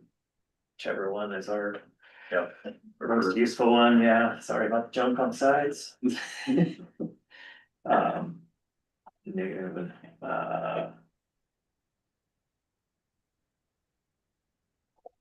okay. Sounds great, I'm happy to do that. See what we can get to most folks. Okay, so we'll move forward with another meeting to be able to determine our recommendations to the commission. Okay, And you're gonna send us information? yes, and I will send Specific to you, this? so what I've got. What I'm planning to get is. Today, I will send the Secretary of State filing. And that has the actual rule language and track changes and all the fiscal and other impact statements included in that. I'll send out the staff report to the commission. So Tim had noted some figures in his presentation, some of the maps we saw, that's in the staff report, and it basically has a more general description of what you heard today, but written down.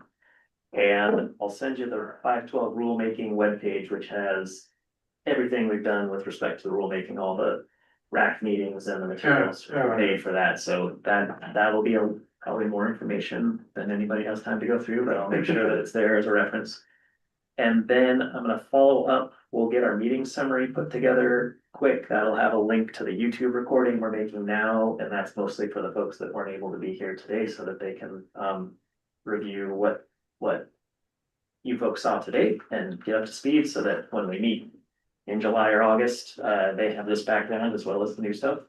And then the presentation slides from today will be on the website for the commission after Jason, Tim, Kelly present to the commission. So that'll be next week, and I'll get both the minutes with YouTube and the actual slide deck links out to you in this update. So anything else that doesn't cover? Okay. Perfect. So I guess we'll move on to public comment. Okay. Thanks, 512 folks, appreciate it. Yeah, we appreciate all your information today. So Yep. we Thank you. don't have any members of the public in the room.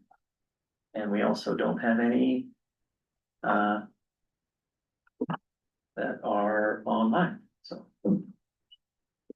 Oh, I do know you have that, anything else for us today? I don't have anything else. I know that Eric had some questions about legislative update. I don't know if you wanna. Yeah, I guess, part of my understanding of the GWAC is, you know, not only do we discuss the rules like the Harney, but also legislative things, and this year has been one of the most grueling legislative sessions with regards to water that we have seen in many years. There are so many bills that are in process right now.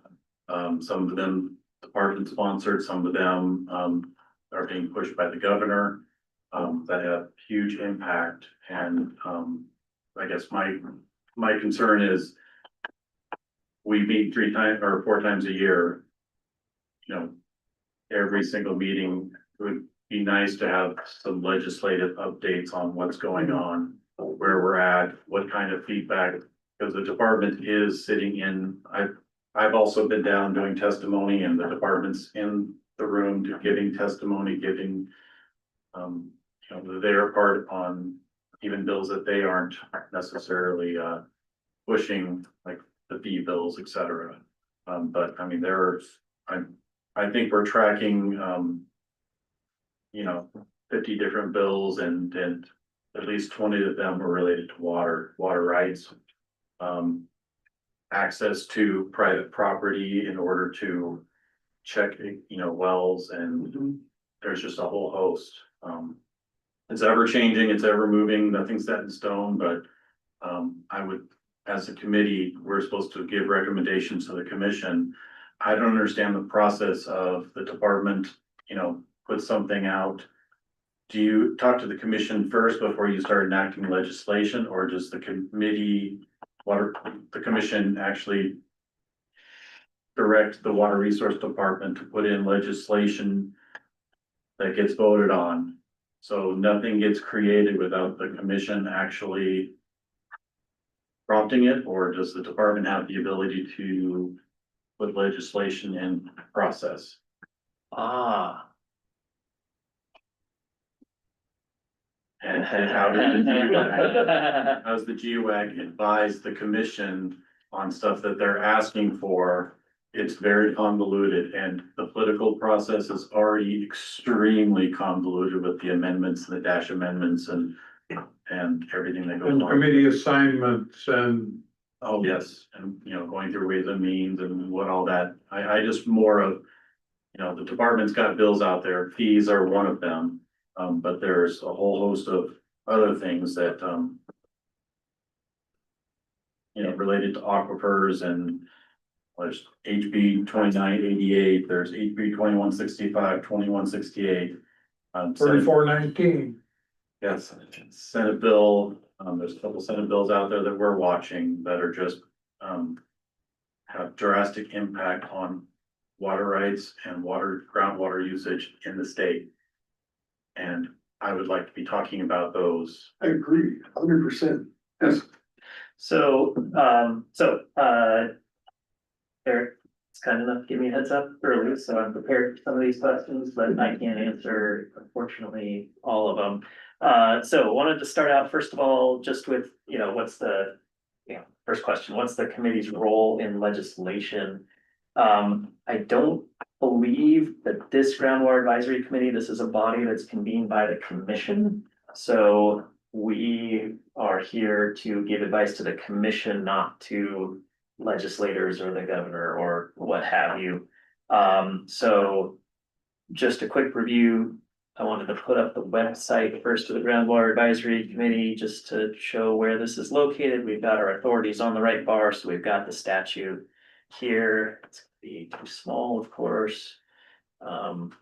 So let's see. So we're here at 536-390, and this is. Here's what the Groundwater Advisory Committee, as a reminder, is charged with, right? So the commission shall appoint a committee to advise the commission on all matters related to rules for development. So that's what we're doing with the 512 rules. The Division 10 that created the critical area process under the new legislation, the groundwater allocation, that type of thing. That's, I think, what we spend most of our time on here as a committee. There's licensing of well constructors, including examinations. So Chris Bird is online and generally attends these meetings. If there are changes to, well construction rules kind of fits into A, but if there's changes to the licensing, to the testing process, then we come to the Groundwater Advisory Committee and get input on that. And then this last third item is review the proposed expenditure of all revenues generated under, gives another reference, that's the start card fee part of the statute. So we have our, we include with the start card, the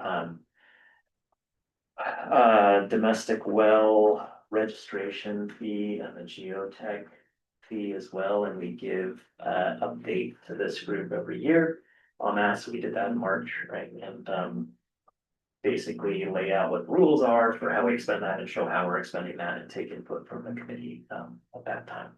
So with respect to legislation, we don't have a statutory charge to do something there.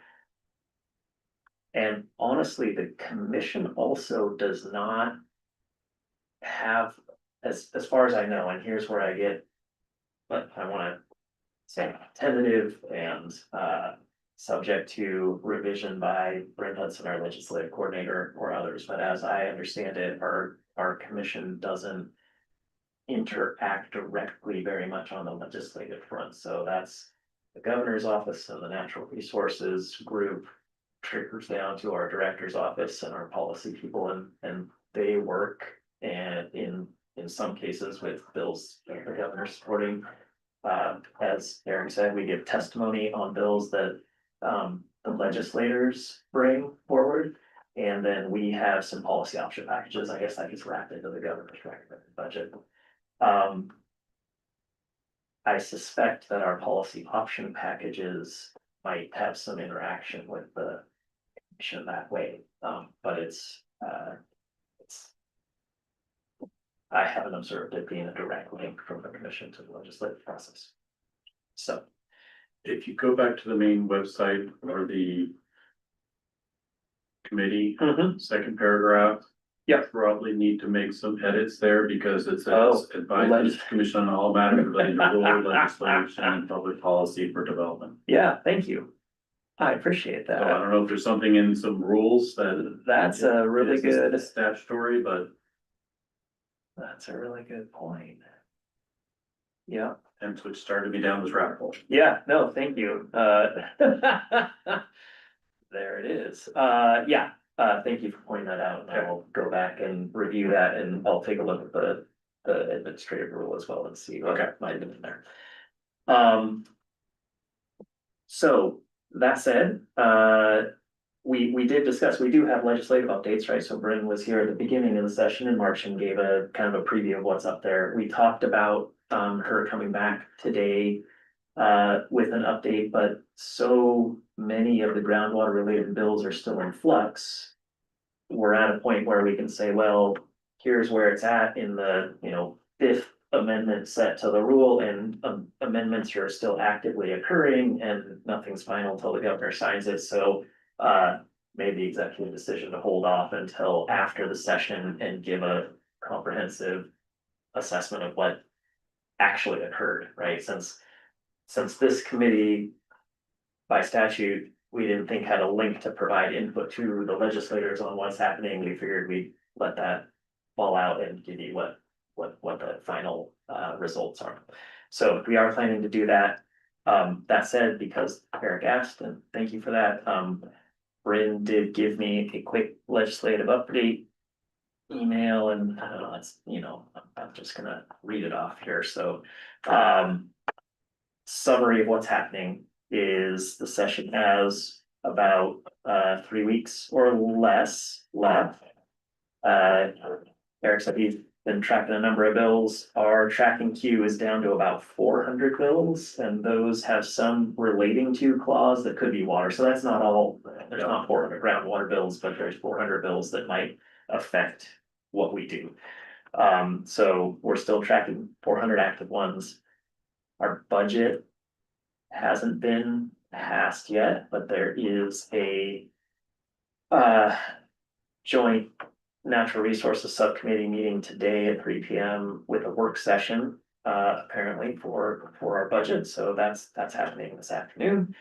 There have been several bills that have moved through the legislative process, but I don't believe some of them maybe have been signed, some of them have not. So there's a bill about climate temporary transfers and leases and the sunset date that's apparently been passed and signed. I couldn't tell you exactly the details of that, but that's House Bill 2801. Yeah, 2801. There's House Bill 3342, which is a water right transaction process improvements that's gone through the legislative process that needs the governor's signature. Then that'll have a small groundwater impact that we can separate out and bring to you at a future quarterly meeting. There is House Bill 3364, FSG, and the other acronym is Water project grants and loans program, I believe, improvements to that. That has been through the process, and it sounds like it has governor's signature. House Bill 3372, which is a bill about exempt wells and expanding exemptions for a half acre of commercial garden irrigation. So, And 4,000 gallons a day of usage. yep, correct. That has been through the legislative process, but needs the governor's signature. So, I'll just expand on that a little bit because it's of interest here. We have these exempt groundwater uses, right? And there's always been this contention where there's an exempt use, well, where irrigation is a permitted use in any size, or has been historically, with some minor exceptions for schoolyards and what have you. And in our regulation of people using water without a permit or license, we have not looked at area necessarily, so I can't remember, it was last year, 2023, we regulated about 20 illegal users in the southern Willamette Valley. A handful of those were relatively small farm market folks, and that really got people's attention. So this is partially a fix for that type of thing. Also, groups were getting funds to start up farmers markets for local food sources in rural communities. But then they didn't have farmers to stock the farmers markets because they couldn't get a water right to do so. And once they started selling the farmers market, that came outside of the irrigation exemption. Well, So, there are people like me that claim that the 5,000 gallon exemption for exempt wells should allow me to irrigate with drip irrigation up to 5,000 gallons a day on my filter orchard. yeah, which we just. Because it's a Which commercial. the department's heretofore disagreed with, but given the governor's signature. So, Is it an area or volume? I half acre and 4,000 gallons. But I think they, Or 3,000 I think gallons a they day. kicked it up to 3/4 of an acre for the, Oh, really? Okay, from the half okay, to 3/4, but they cut it down to 4,000 gallons a day instead of 5. so. We'll get the details for you in our update, and and then last one that's moved through the process, Senate Bill 761, which is a Walla Walla irrigation district split in-stream leasing bill. I don't know that that has a groundwater impact other than perhaps supplemental rights that may be affected based on how the surface water deliveries go. Other topics that are still live and being edited or amended. House Bill 3806 is a Deschutes water banking bill. That'll definitely have a groundwater component or impact to it. There's Senate Bill 1153, transfer review that takes into account native migratory fish habitat impacts. That has a groundwater component to the transfer. Yeah, that one is, it's not allowing transfers. So your well essentially is failing, you need to move it. And if it's going to impact an aquatic sensitive, we could have an issue. Would not get that transfer on a well you already have because of an aquatic species in a stream. So there's some serious impacts there for existing wells. Yeah. Well, let's see. I was just told that Bryn Hudson was able to join online, and as long as Bryn's here, I don't know that I need to keep following through this when we've got the expert. Are you available, Bryn, to run us through the rest of these? I am walking out the door to drive down to Salem right now, so I can give a high level overview with no paper in front of me, which is totally fine. But I was listening in, and the conversation was a little more lively than I was expecting, so I figured I'd just hop on. So there was a little bit of gap in the conversation that I did miss when I was transitioning from YouTube to Zoom. But I did want to, Justin, did you talk about our fees? Because I think that one is a big one that folks are likely curious about.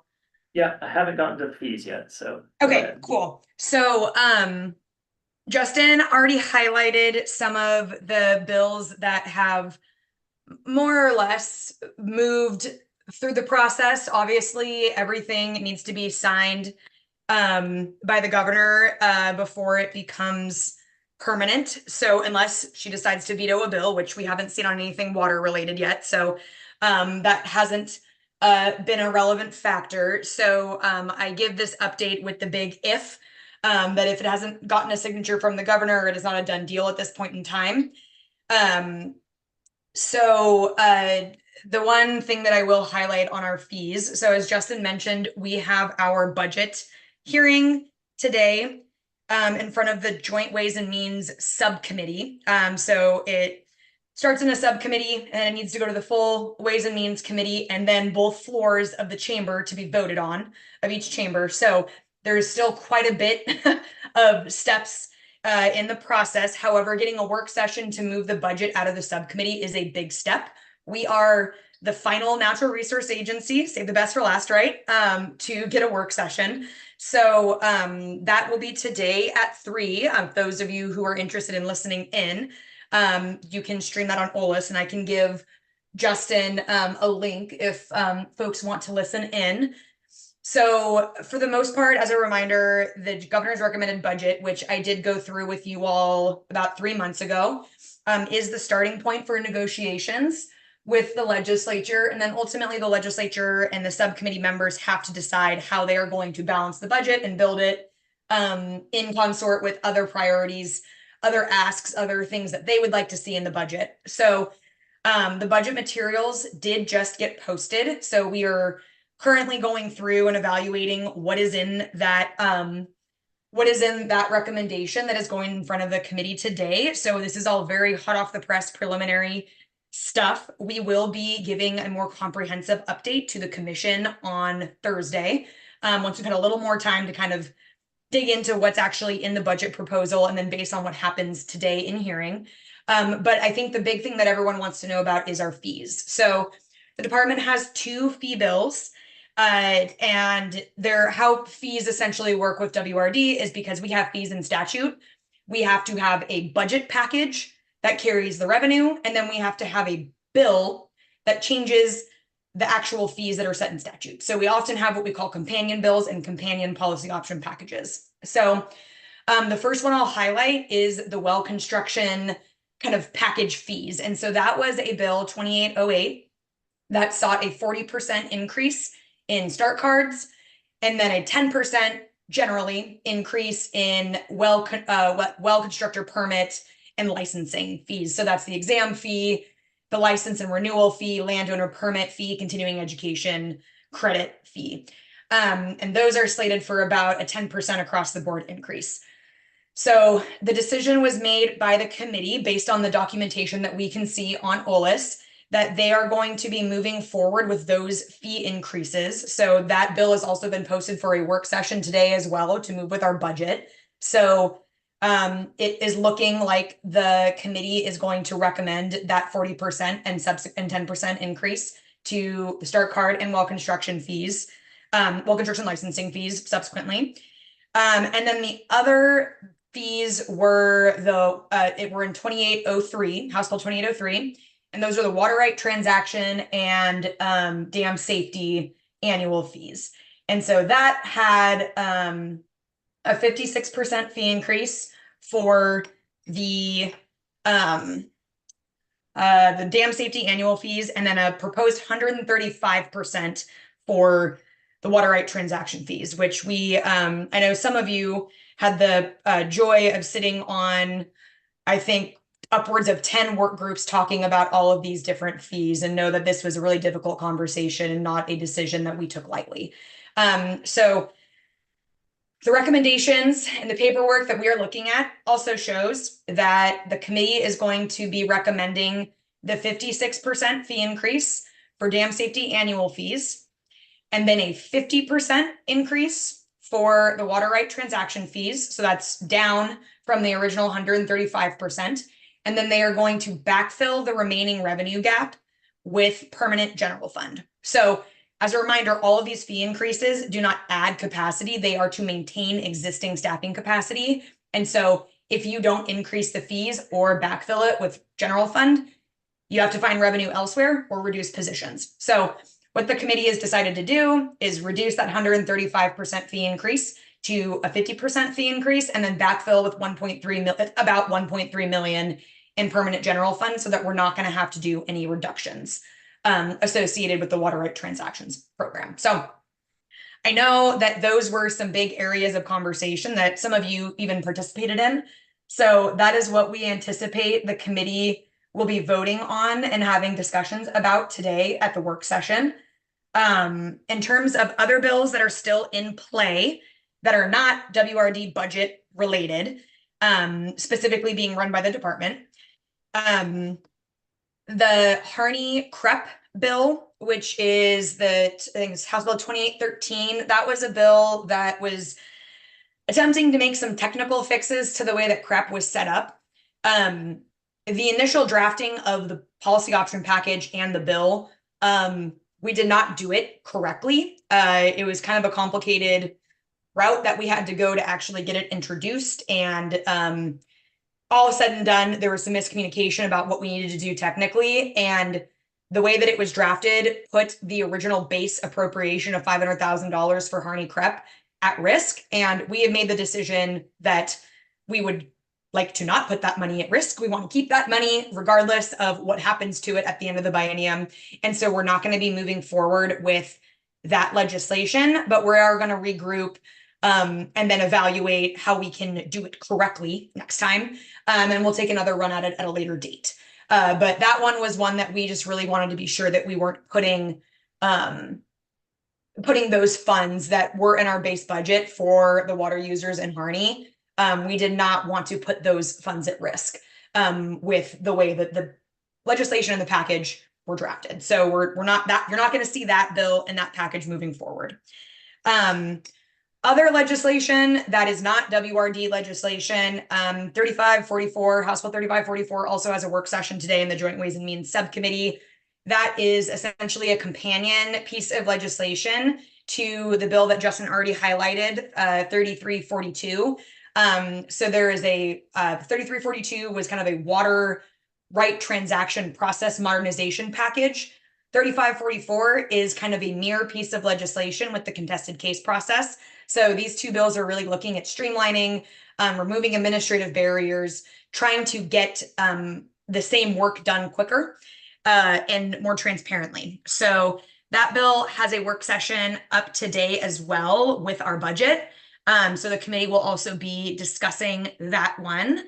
And then the two governor's bills, which are still in, there's still a lot of moving pieces with those, is 1153 and 1154. 1153 is the transfers bill that puts restrictions on certain types of transfers. The bill kind of specifies 3 different scenarios in which this review would apply. That kind of triggers a 2-part review for impacts of flow reductions on migratory native fish habitat. So those are, and then the 1154 is a groundwater quality management bill that is really kind of an interagency strategy around how, as a state, we respond to and address groundwater quality issues in the state. So 1153 just passed out of the Senate Rules Committee yesterday, I believe, with amendments. And that is headed to Ways and Means. So that will go to a subcommittee. It will need to get a work session in a subcommittee, and then it will need to go to the full Ways and Means Committee before it gets voted on the Senate and House floors. And then 1154, which is the groundwater quality one, has a work session today at 1 o'clock, I believe, in Senate Rules. And there are amendments, A3 amendments that are on the table for adoption. And so at this point in time, it is not clear to me where that bill is going to go. If it is amended and adopted and passed out of the Rules Committee, it's not clear at this point in time where the bill is going to be referred. Because it's a Senate bill, if it doesn't go to Ways and Means, it has to go over to the House to be voted on. in a policy committee and then goes to the floor. But if it goes to Ways and Means, then it moves through the Ways and Means process and then goes to both chambers for a vote. So there's kind of a couple different avenues that legislation can go. And then I'm just kind of trying to do my mental notes. Sorry, Justin, I don't have that list I sent you in front of me. I know there was discussion that I heard, just kind of some rumblings in the audio about the measurement and reporting bills that were introduced by Hellman Owens. I think off the top of my head, if I recall, it was 3419, and I think there was a 3343 or 3433. There's some combination of those numbers. Those bills did not make it out of policy committees by the necessary deadlines. So those bills, those specific bill numbers are not moving forward. That's not to say that the legislature couldn't do something later on with other bill vehicles. However, I am not hearing anything that indicates that they would be doing that. However, they don't take orders from me and they don't run things by me, so they can do whatever they want, really.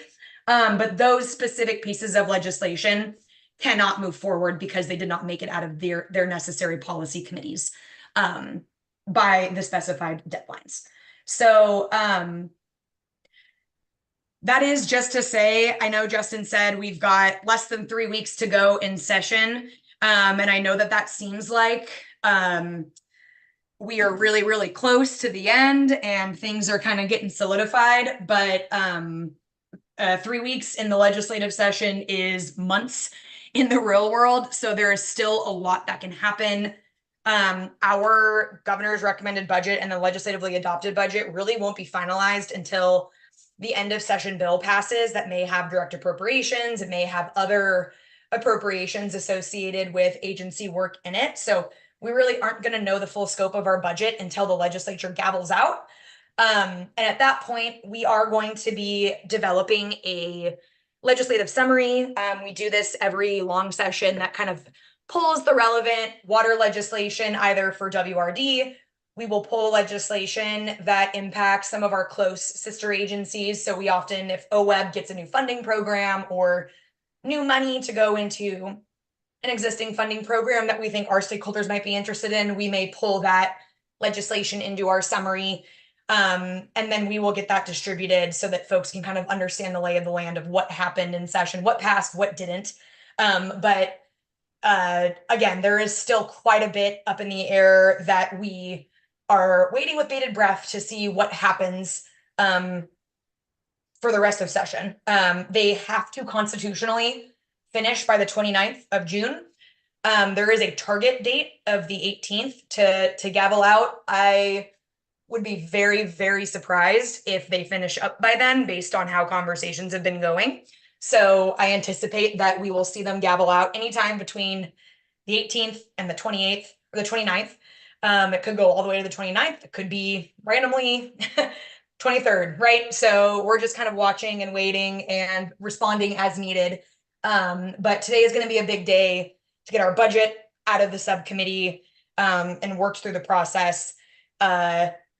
It's exciting that we are seeing movement there. But that is why I am not in the building. I've been doing prep this morning and I'm on my way down to be in the room to answer any questions. So with that, if folks do have any questions, I am happy to answer them. Again, I am driving, so I have unfortunately, you're limited to what's in my brain at this point in time. That's an excellent update. Thank you. Yes, thank you, Bryn. Yep, and you went through all the bullets that I had, so I think that was also Good job. complete for groundwater, yeah. Good brain, so. Thanks for bringing that up, Briggs. Important. So, At 1154 is one that's the governor's able to do groundwater quality areas, which impacts a lot. And DEQ can get involved and water resources involved and OHA is involved and doing You something mean like. everybody in the water? They can essentially, like, the Umatilla Basin, has PFAS and other concerns, and they can pick an area and the governor could essentially dictate that this is these agencies need to go ahead and make this area a groundwater concern area, and it drastically impacts with the rules. So it's a lot of very interesting and scary stuff going on, so thank you for your time talking about it. Any other subjects somebody wants to bring up? And seeing as how we have no general public, Well, I did ask you last time we were about the responsibility for the water rights and the dams. Yes, I passed that on to our region manager. I don't have any specific updates on dams for the groundwater advisory committee. I did pass on your concerns to Tom, so. I'm happy to talk with you afterwards about it. Okay. About day one. anything else? I would entertain a motion to adjourn. Oh, you guys make the motion? Motion, second. There you go. I'll second. Again, by acclamation. Yeah. And thank you all for coming. Thank you. Appreciate it. I really appreciate meeting face to face.